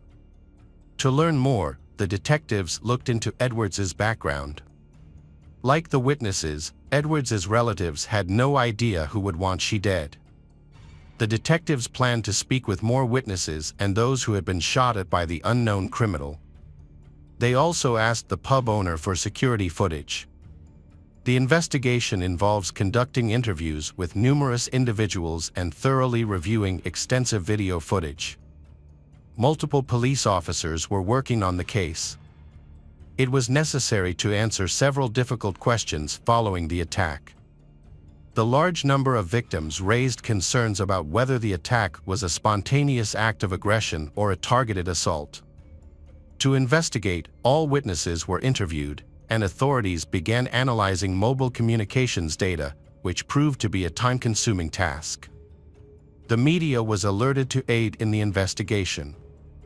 Law enforcement officers appealed to the public for assistance, urging anyone with valuable information to come forward and visit the police station. Specifically, they were looking for any video recordings that might have been taken by eyewitnesses, which could potentially show the car used by the perpetrator. To encourage people to share any relevant information, the police held a meeting with local residents. It was assumed that someone might have witnessed the attack or have information about the perpetrator. To encourage people to come forward, community leaders reassured residents that they should not be intimidated by the criminals or the local feuding clans. The police visited residents door to door to gather information and provide support. Specially trained officers worked with Edwards's family to provide emotional support during this difficult time. Through their efforts, it was discovered that the perpetrator had left the pub parking lot in a dark-colored car. Although witness accounts were limited due to the darkness, the vehicle was most likely a dark Mercedes. Later, outdoor surveillance cameras confirmed the events. The killer drove into the parking lot, but didn't immediately open fire. Instead, he observed the pub visitors for some time from his car, which was positioned to give him a clear view of the entrance and most of what was happening inside. He seemed to be waiting for the most convenient moment to attack. After a few minutes, when Edwards got out, the killer quickly got out of the car, fired 12 shots in a row, then immediately got back in and drove away. Investigators studied the recordings and concluded that the attacker acted alone, without any backup. Unfortunately, it was impossible to determine exactly where the perpetrator fled. The detectives conducted a thorough investigation, going door to door to speak with local residents, providing a detailed description of the car and the circumstances surrounding the incident. Their goal was to identify the killer. The streets were patrolled 24/7, and within 2 days, they had detained 2 suspects. However, their involvement in the crime couldn't be proven without proof. The detectives then made a public statement, vowing to continue their pursuit of the unknown shooter until they were brought to justice. This was intended to reassure local residents, who were outraged by the rising crime rates and the authorities' seeming inability to stop it. There was speculation that the attack may have been sparked by a feud between local gangs, with Edwards being an innocent bystander. However, this theory was still unconfirmed and required further investigation. It was determined that the intended targets of the shooting may have been Jake and Curran, 2 members of the local Beechwood gang who were at the pub that evening. They had a long-standing and intense feud with another group vying for control of the territory. On December 29th, police arrested a person of interest, but he was not the shooter. Although he had a solid alibi, the detective suspected that he may have been involved in planning the attack. Around the same time, authorities identified the dark Mercedes car used by the killer to leave the pub's parking lot. However, due to a lack of direct evidence, the name of a third suspect was not released. The car was tracked through surveillance footage and identified with the help of cameras. However, the police were unable to respond in time. On December 31st, a report was filed with the police department stating that a fire had started near the scene of the shooting. When the special services arrived at the scene, they found a dark Mercedes engulfed in flames, which resembled the perpetrator's vehicle. The fire had completely burned out the vehicle, destroying valuable evidence. It's clear the perpetrators knew the police were closing in, so they intentionally destroyed one of the key pieces of evidence. Although the fire didn't completely destroy the car, investigators confirmed it was used during the shooting. However, the Mercedes had been stolen shortly before the attack and didn't belong to the perpetrators.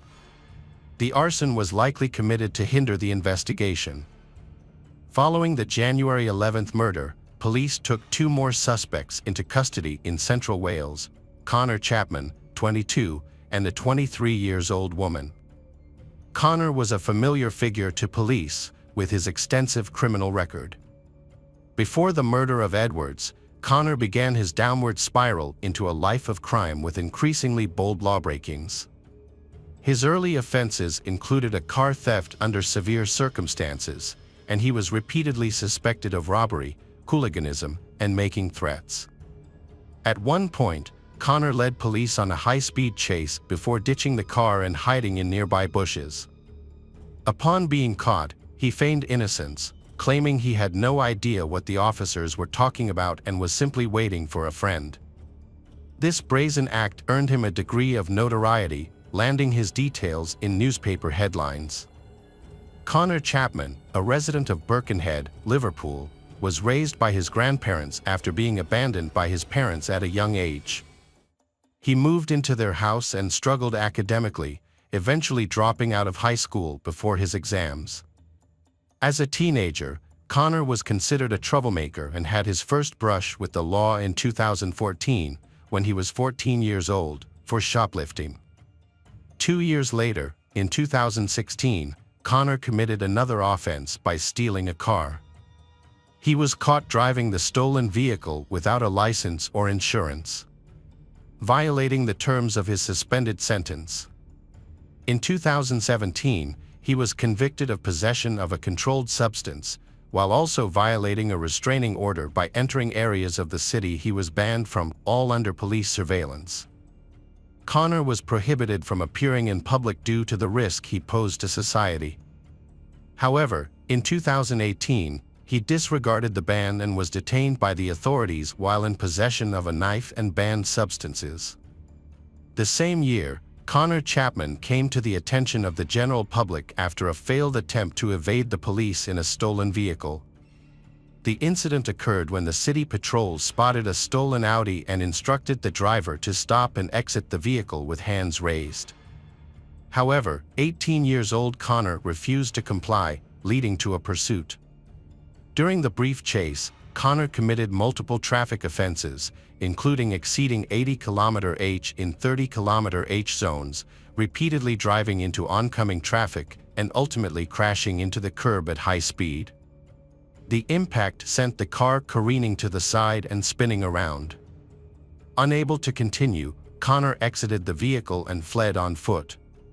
However, the patrol caught up with him in the bushes just a few hundred meters away. Connor claimed he was waiting for a friend, but it was clear he was not telling the truth. In court, Connor's lawyer explained that his client had been influenced by a group of older friends who were a bad influence. The court decided not to punish Connor and released him. It was discovered that he had attention deficit disorder, along with several other conditions, which were diagnosed by a private specialist. Connor in question was sentenced to up to 8 months in prison due to numerous traffic violations and reckless behavior. Additionally, he was banned from driving after his release. By the time he reached adulthood, he had accumulated 14 convictions for 30 separate offenses, demonstrating a clear pattern of disregard for the law and social norms. It is clear that he has no intention of reforming and constantly refuses to conform to the rules and norms of society. Although his behavior was recognized as potentially hazardous, there were no sufficient legal grounds to isolate him from the community, primarily because his actions had not yet resulted in serious harm to anyone. The public expressed anger and frustration with the authorities for not taking action against Connor Chapman, a man with multiple convictions. Despite his numerous run-ins with the law, he continued to commit crimes, putting innocent lives at risk. In January 2020, he was sentenced to 10 months in prison for possession of a cold weapon and substances in a public place. The police publicly warned the community about him, and after serving his sentence, he was wanted for at least 5 more crimes. When caught, Connor boasted about spending more time in prison than out, seemingly proud of his record. By 20, he had accumulated 19 sentences for 43 crimes. However, he was released again in the summer of 2022, just 6 months before the death of L. Edwards. During this time, he appeared in court again, and his lawyer attempted to garner sympathy by sharing that Connor's first child was born while he was in prison. At this point, Connor's girlfriend was pregnant with a baby girl. He claimed to have turned his around and wanted to make amends, but this was just a ruse. In reality, he wanted to escape and return to his life of crime. The police were already aware of his involvement with a local gang that sold prohibited substances, but he was being tried for a lesser offense, the burglary and theft of 2 electric motorcycles. On December 24th, a violent altercation erupted between 2 rival gangs in Beechwood Estates, near the wooden church. The gangs were fighting over territory, but failed to reach an agreement. Seeking revenge, a young gangster armed himself with a submachine gun and waited 3 hours to track down his targets, Kieran and Jake Duffy, who were at the Moke pub. Just before midnight, he drove to the parking lot, identified his victims, and waited for the perfect moment to strike. Then he exited the car and fired 12 bullets into the building. Duffy was seriously injured, but he survived despite the life-threatening attack. However, Elle Edwards was not as fortunate. She was hit by 2 bullets in the head. Edwards fought for her life, but she died in the medic's arms on the way to the hospital. Edwards had unintentionally crossed paths with the killer's targets that evening and had no idea the night would end so tragically. The pub was crowded at the time of the attack. 1 person was killed, and 4 others were wounded. A 22-year-old man was shot in the leg, a 24-year-old man was wounded in the arm, and a 33-year-old man was injured in the wrist. Fortunately, none of these injuries were life-threatening. Edwards's friends tried to provide her with first aid and performed CPR at the scene. Unfortunately, their efforts were not enough to save her life. Edwards's sister, Lucy, was much luckier. She had been living in Dubai and had flown home to celebrate Christmas with her family just minutes before the attack. She had already left the pub, so she was not affected at all. Later, Lucy recalled how she had wanted to take her sister with her, but Edwards had wanted to stay with her friends. On January 25, 2023, a funeral was held for Edwards, who was tragically killed in a gang-related incident. Hundreds of people attended to pay their respects to the innocent victim. A hearse pulled by 4 white horses carried her body to the local church. As a sign of respect, the pub where she had last celebrated was closed for the day.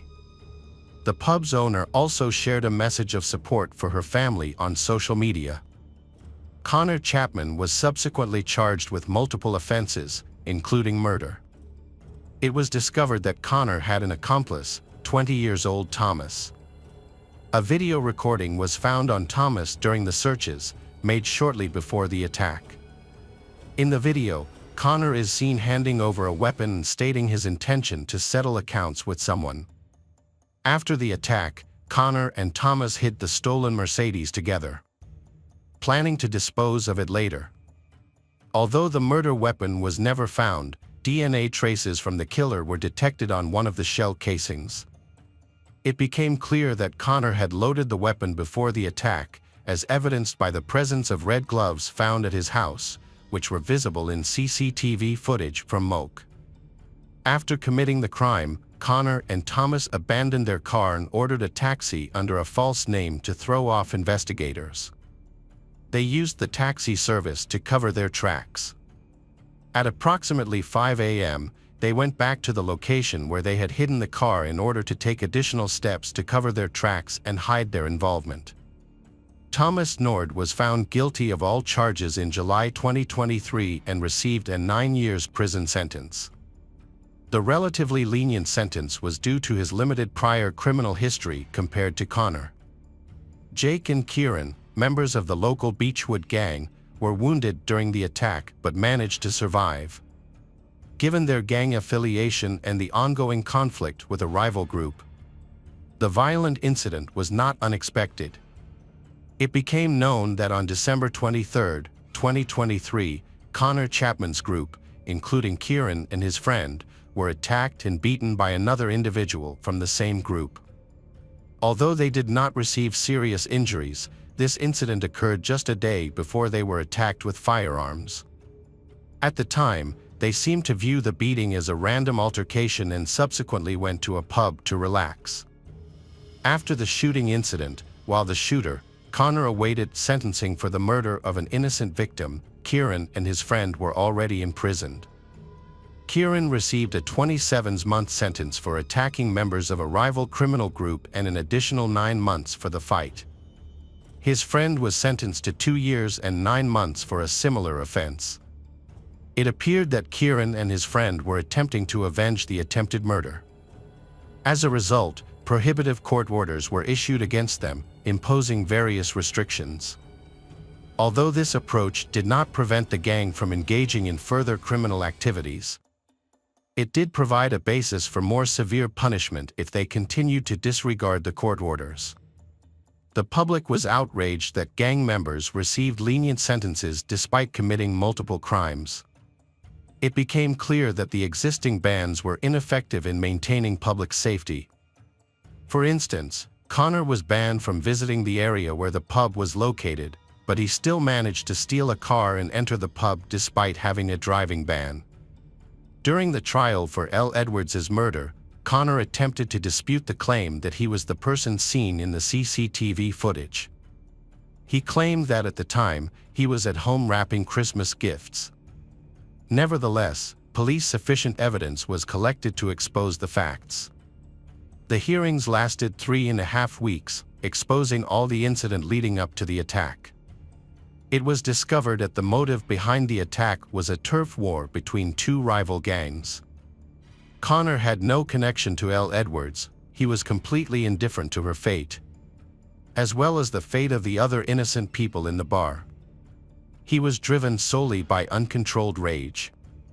After attempting to murder 2 rivals, Connor planned to escape to Spain to evade capture. He used a stolen car and disposed of the murder weapon, trying to avoid detection by the police. He also avoided using public transportation. Ultimately, detectives apprehended Connor at the airport. After being arrested, Connor attempted to mislead the police by stating that the Mercedes he was seen driving on the day of the murder was not stolen. Instead, he claimed it was a shared vehicle used by his criminal group for distributing substances. He denied being the driver and continued to try to convince the jury that he was not the one who opened fire that evening. In a desperate bid to escape the consequences, Connor claimed he had only just discovered that someone from his group had used the vehicle to attack the pub. Before the jury deliberated on the verdict, L. Edwards' father gave a heartfelt speech, expressing his hope that the perpetrator would never be able to spend Christmas with his loved ones as a free man again. The jurors, comprised of P. Asen and Sim Janine, reached a unanimous verdict after 3 hours of deliberation. They found Connor Chapman guilty of all charges, citing that he had committed the crime with callous disregard and showed no remorse for the accidental killing of L. Edwards, taking away her promising life. Rather than showing regret, Connor spent several days systematically eliminating all evidence and traces of the murder that could implicate him. The motive behind the attack was attributed to a rivalry between criminal gangs. On July 7, 2023, Connor was sentenced to life imprisonment with the possibility of parole after serving 48 years of his sentence. After the verdict was announced, L. Edwards' father raised his fist in triumph. However, the incident sparked widespread public outrage.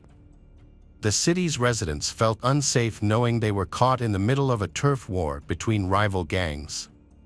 These gangs possessed a large number of firearms and had shown a willingness to use them, as evidenced by L. Edwards' murder. Hello again, true crime fans. We've got another mysterious case to explore. The case of Dawn Hatcheney. Dawn Marie Hatcheney was born on December 5, 1969, in Seattle, Washington. She is the eldest child and only daughter of Donald Hatcheney and Diana Parle.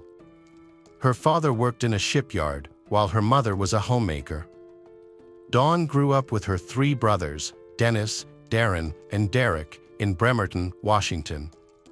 Dawn developed a strong faith from an early age. According to her mother, she accepted God into her life at the age of 4. However, Her childhood was also challenging.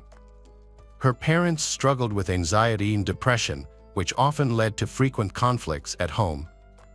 When Dawn was about 11 years old, her mother, Diana, left the family for another man. This new relationship resulted in the birth of another child. However, the relationship did not last, and Diana eventually returned to the family, bringing her newborn child with her. Despite these hardships, Dawn did well in school. She worked hard to achieve good grades and overcome her challenges. Her hard work paid off when she entered the prestigious Scripps National Spelling Bee at age 12. This achievement not only led her to the White House, but also gave her the opportunity to meet former President Ronald Reagan. Dawn graduated as valedictorian from Bremerton Christian School in 1988 and then attended Northwest College of the Assemblies of God Church in Seattle. During her college years, she met Nick Hatcheny, and they quickly formed a close relationship. However, Dawn's friends were concerned when she called Nick her other half after only a few dates, as they worried that Nick's assertive personality might not be a good fit for her.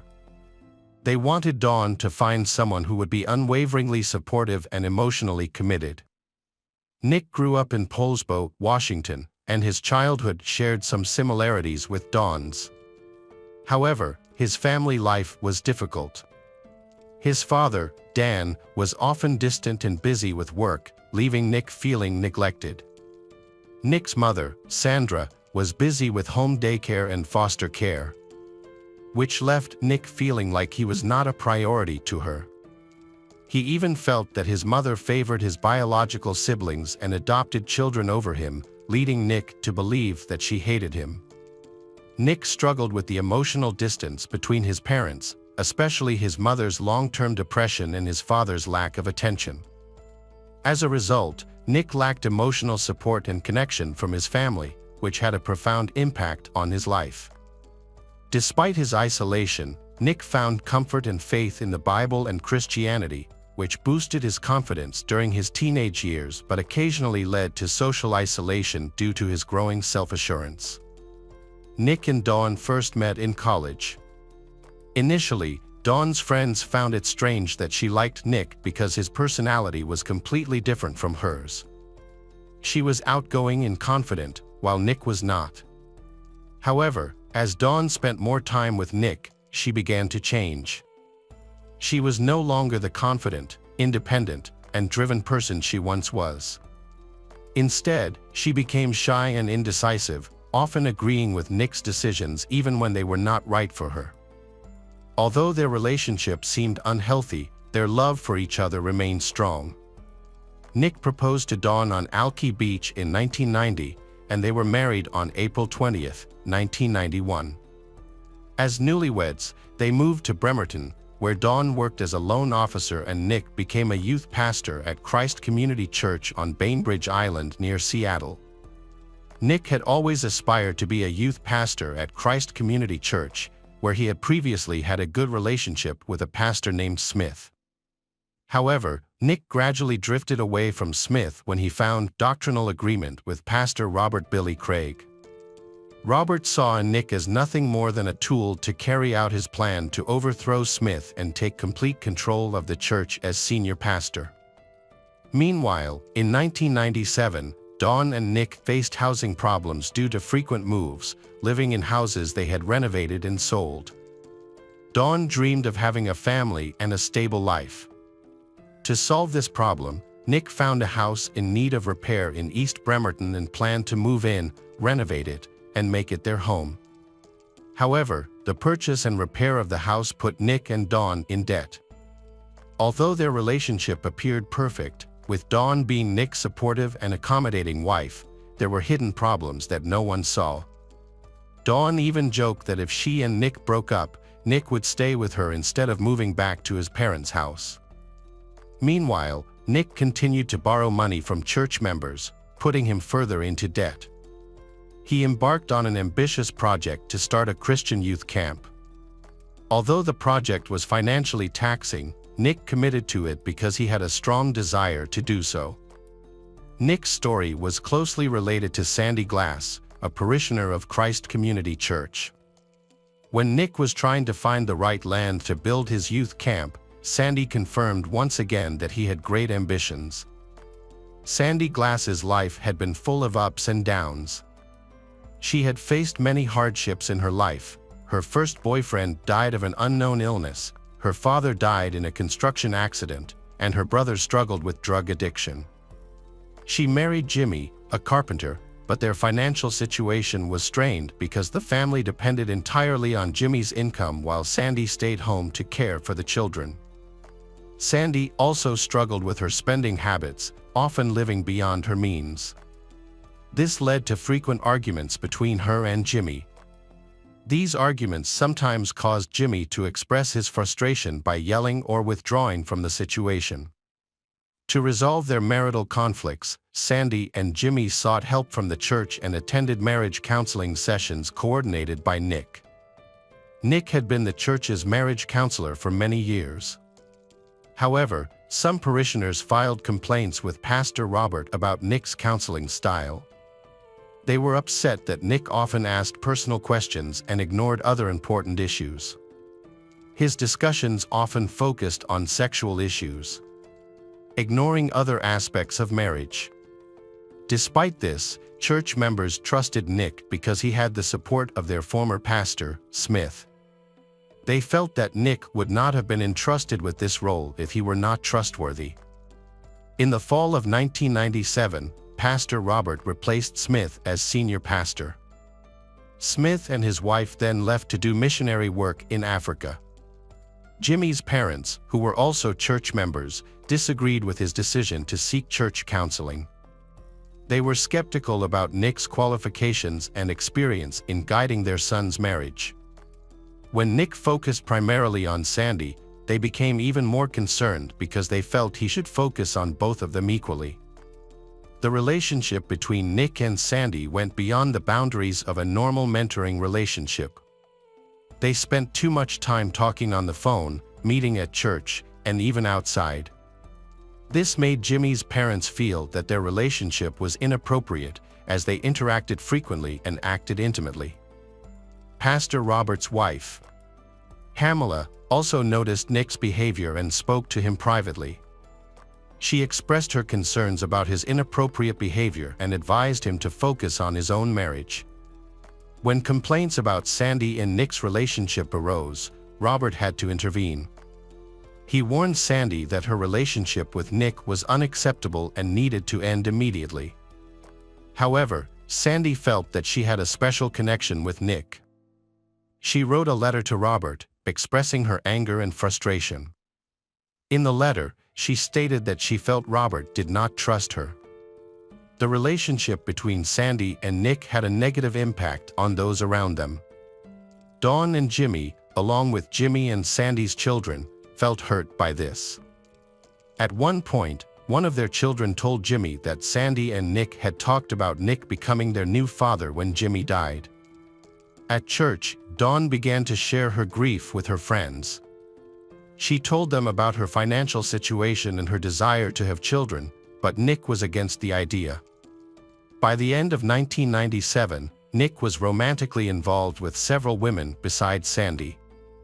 He spent time with them in private and on phone calls that lasted for hours. However, Sandy dreamed of the beautiful future she hoped to have with Nick. She encouraged him to invest more in the plan to open a youth camp and develop a romantic relationship with her. She believed that both of them were brought together by fate. A group of women in the congregation had tried to clear things up with Dawn, letting her know that the problems in her marriage with Nick had not been her fault, but rather Nick himself.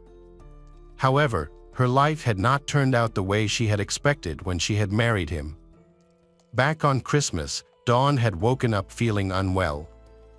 Still, she and Nick had decided to visit her family and spend the day together. Later that evening, they had gone to Smith's house and spent time with his family.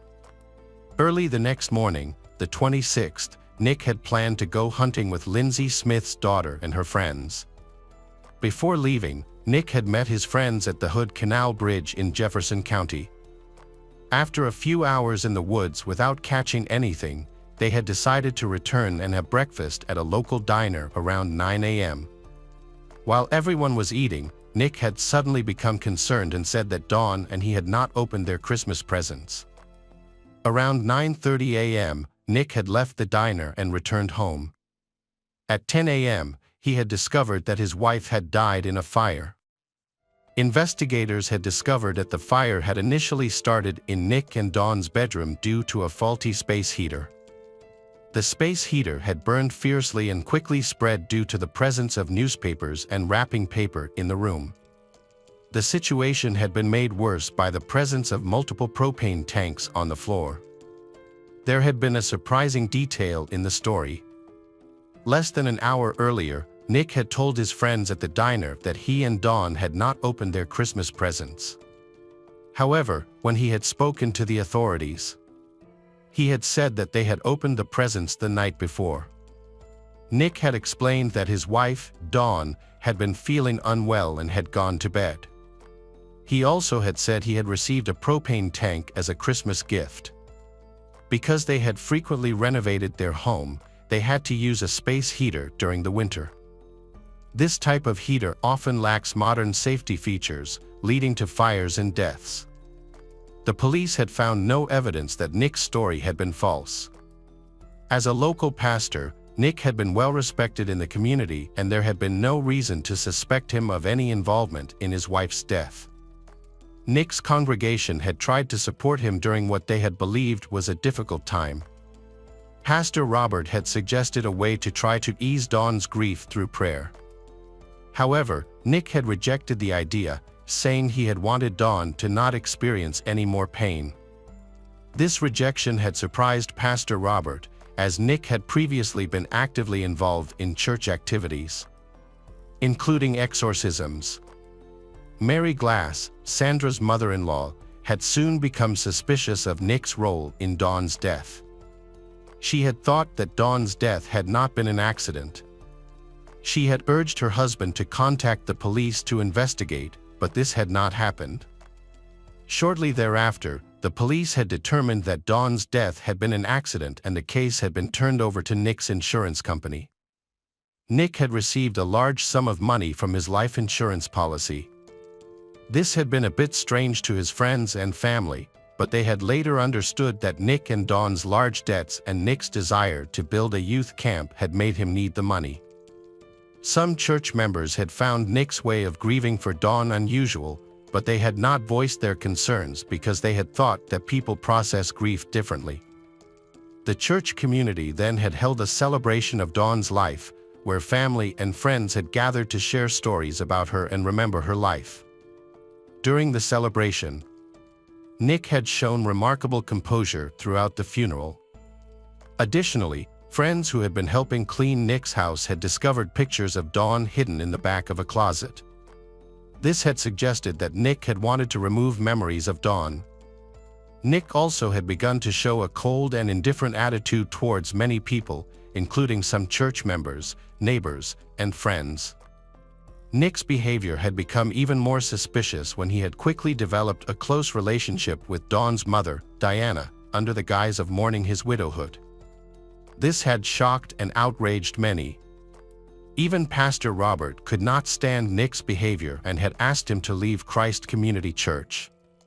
This expulsion had been a huge blow to Nick and marked the beginning of troubles in his life. On April 10, 2001, Sandy and her attorney met with the district attorney to negotiate her plea. In exchange for immunity, she had to reveal a secret that had been kept since the morning of December 26. Sandy recounted that on the morning of Dawn's death, Nick contacted her and said, "I did it." However, the conversation was interrupted by another call from the church informing her of Dawn's death.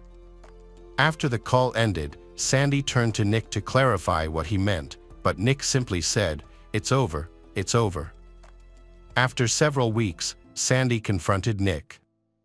At this point, he confessed to his crime. He had overdosed Dawn with Benadryl and then covered her face with a plastic bag to suffocate her. Dawn was still semi-conscious and had to watch as Nick murdered her. After making sure Dawn was dead, Nick arranged the crime scene to make it look like an accidental fire. He placed old newspapers and wrapping paper around the room underneath Dawn's body and placed propane tanks near the bed. He also arranged the fireplace to cause a fire in order to erase any evidence of his crime. Dawn's autopsy revealed no soot or carbon monoxide in her lungs or blood. However, this result did not accurately reflect reality because Dawn's red blood cells showed signs of carbon monoxide. The person in charge of Dawn's autopsy concluded that her death was an accidental fire, ignoring important evidence. One reason for this conclusion was that since Dawn was the wife of a pastor, it was thought that Dawn could not have been involved in any adulterous behavior. Although carbon monoxide bound to red blood cells, an autopsy revealed that Dawn did not inhale smoke. However, she had overdosed on the drug Benadryl, 5 times the normal dose. Some believe that this dose was not enough to cause respiratory failure. The pathologist also suggested that even if she had been asleep, Dawn would have reacted to the increased temperatures of the fire. Interestingly, crime scene photos showed newspapers underneath Dawn's body, but this detail was largely overlooked. Nick was finally arrested on September 12, 2001, in the Kinko's parking lot and vehemently denied any involvement in Dawn's death. Nick still faced a first-degree murder charge. His bail was set at $750,000. Sandy's testimony to investigators added to the frustration with the police over the nearly 4-year delay in considering Nick a suspect or making an arrest. Sandy cooperated with investigators because she was angry that Nick had relationships with other women in the church and felt taken advantage of.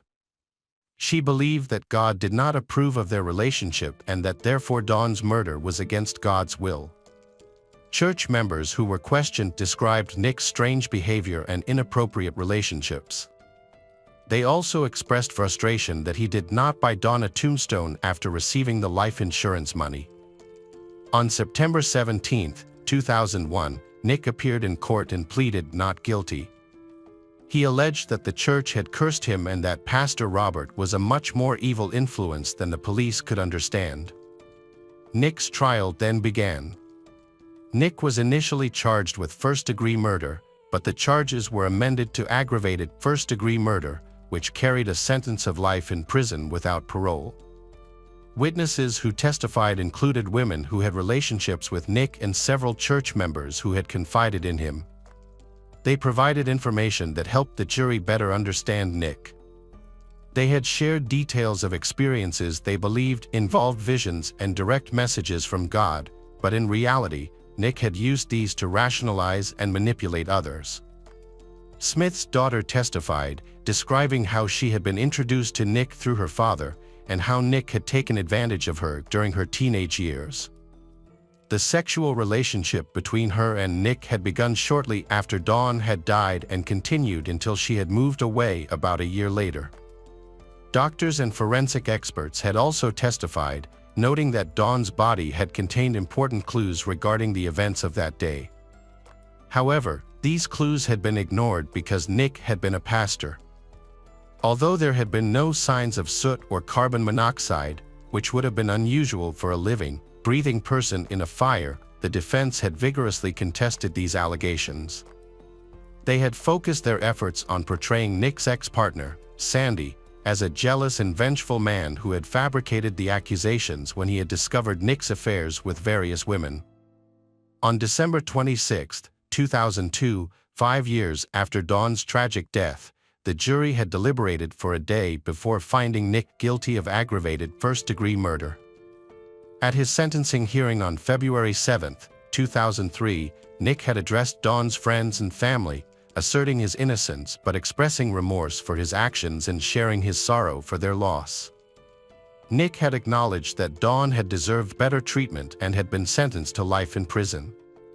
However, in 2007, an appeal to the state Supreme Court had resulted in a modification of his sentence. The appeal had argued that the original charge of aggravated first-degree murder did not match Dawn's actual cause of death, as she had died from strangulation. The defense had argued that Nick did not deserve a life sentence. Ultimately, the state Supreme Court had ruled in favor of the appeal and commuted Nick's sentence to 26 years. Nick would be eligible for parole in 2025 and might be eligible for early release. Dawn had gone too soon, but not forgotten. She had chosen a life with someone she had trusted, but that had not come true. Sadly, that had led to betrayal and her heartbreaking death. Hi everyone, thanks for returning. Let's unravel another perplexing mystery. The case of Ellen Greenberg. Ellen Greenberg was born in June 1993 in New York to Santa and George Greenberg. She is an only child and grew up in a loving environment. During her high school years, she was very active in sports. Ellen was very sociable and also did well in her studies. After finishing high school, she attended Pennsylvania State University. However, when she started working in her field, Ellen realized that it was not her true passion. While working, Ellen also enrolled in a correspondence course at a teacher training academy. A few years later, she successfully completed her degree and moved to Philadelphia, where she became a junior high school teacher at a local school. Ellen's life was going well. She truly enjoyed working with her students. During this time, Ellen began a relationship with a young man named Samuel, also known as Sam Goldberg. He came from a wealthy and prominent family. Samuel's parents owned a large business and his uncle was known as one of the best lawyers in the state. Ellen and Samuel met at a party in 2009 through friends and quickly developed feelings for each other. Their relationship quickly developed and they later decided to live together. In 2011, Samuel proposed to Ellen with a diamond ring. The happy couple began planning their wedding, scheduled for the spring of that year. In January 2011, Ellen went to work at school as usual, but around noon, a strong wind and snowstorm caused classes to be canceled and both students and teachers were sent home. Ellen returned to her apartment, and then suddenly, Samuel also returned home.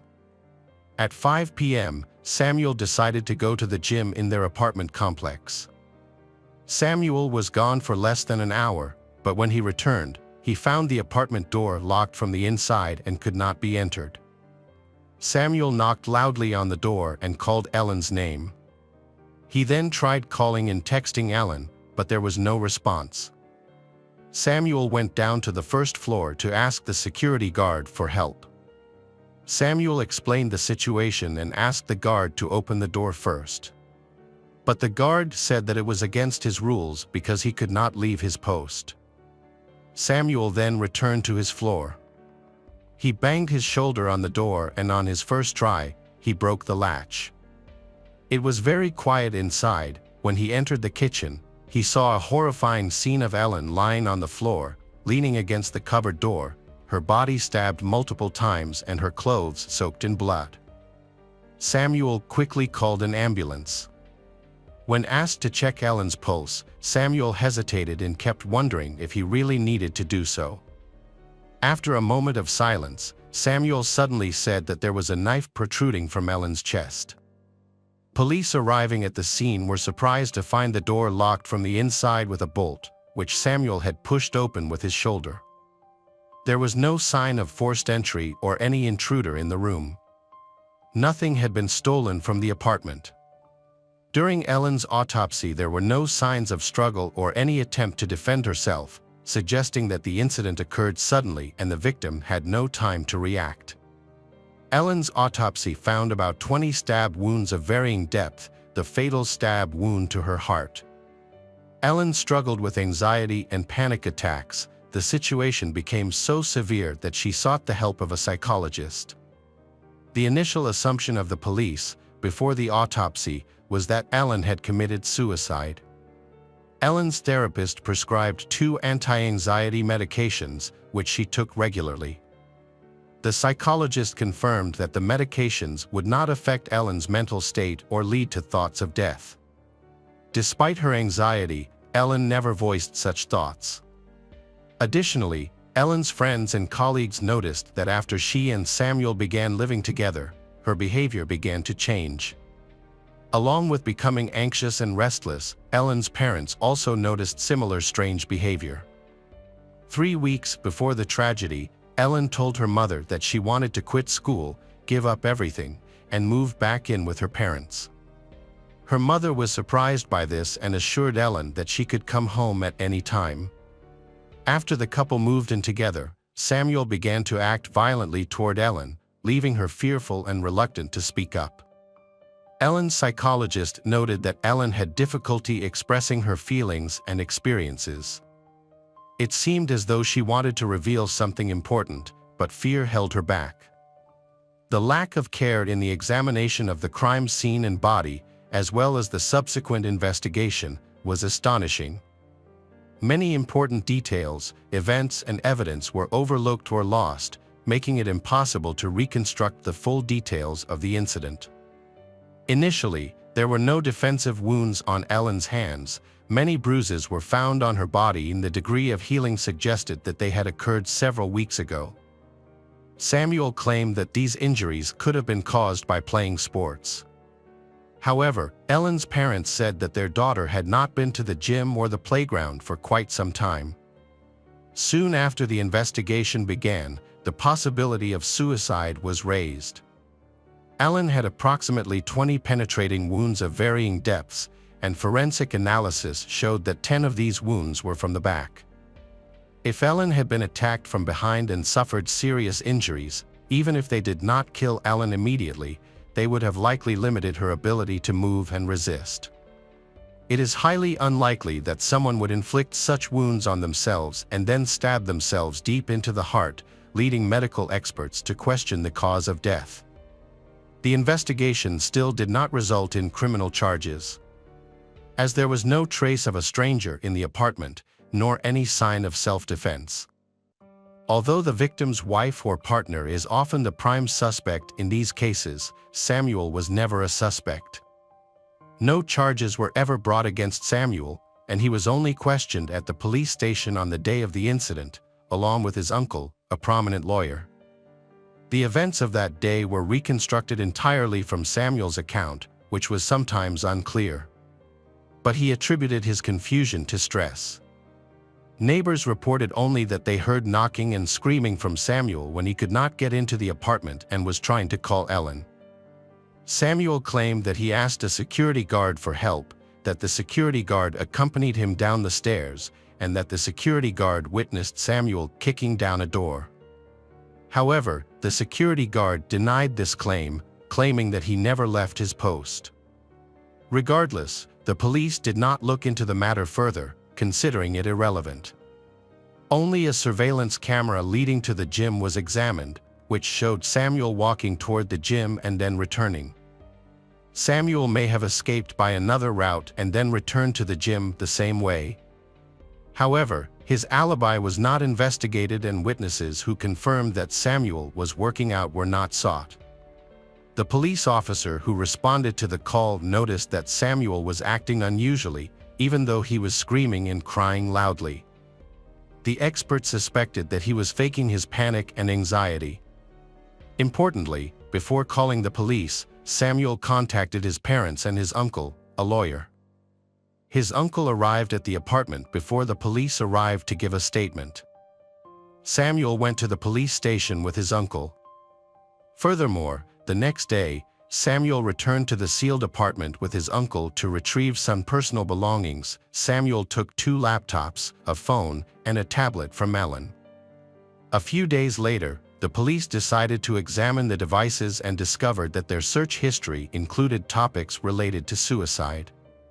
When the police arrived at the scene, they conducted only a preliminary examination and concluded that Ellen had committed suicide.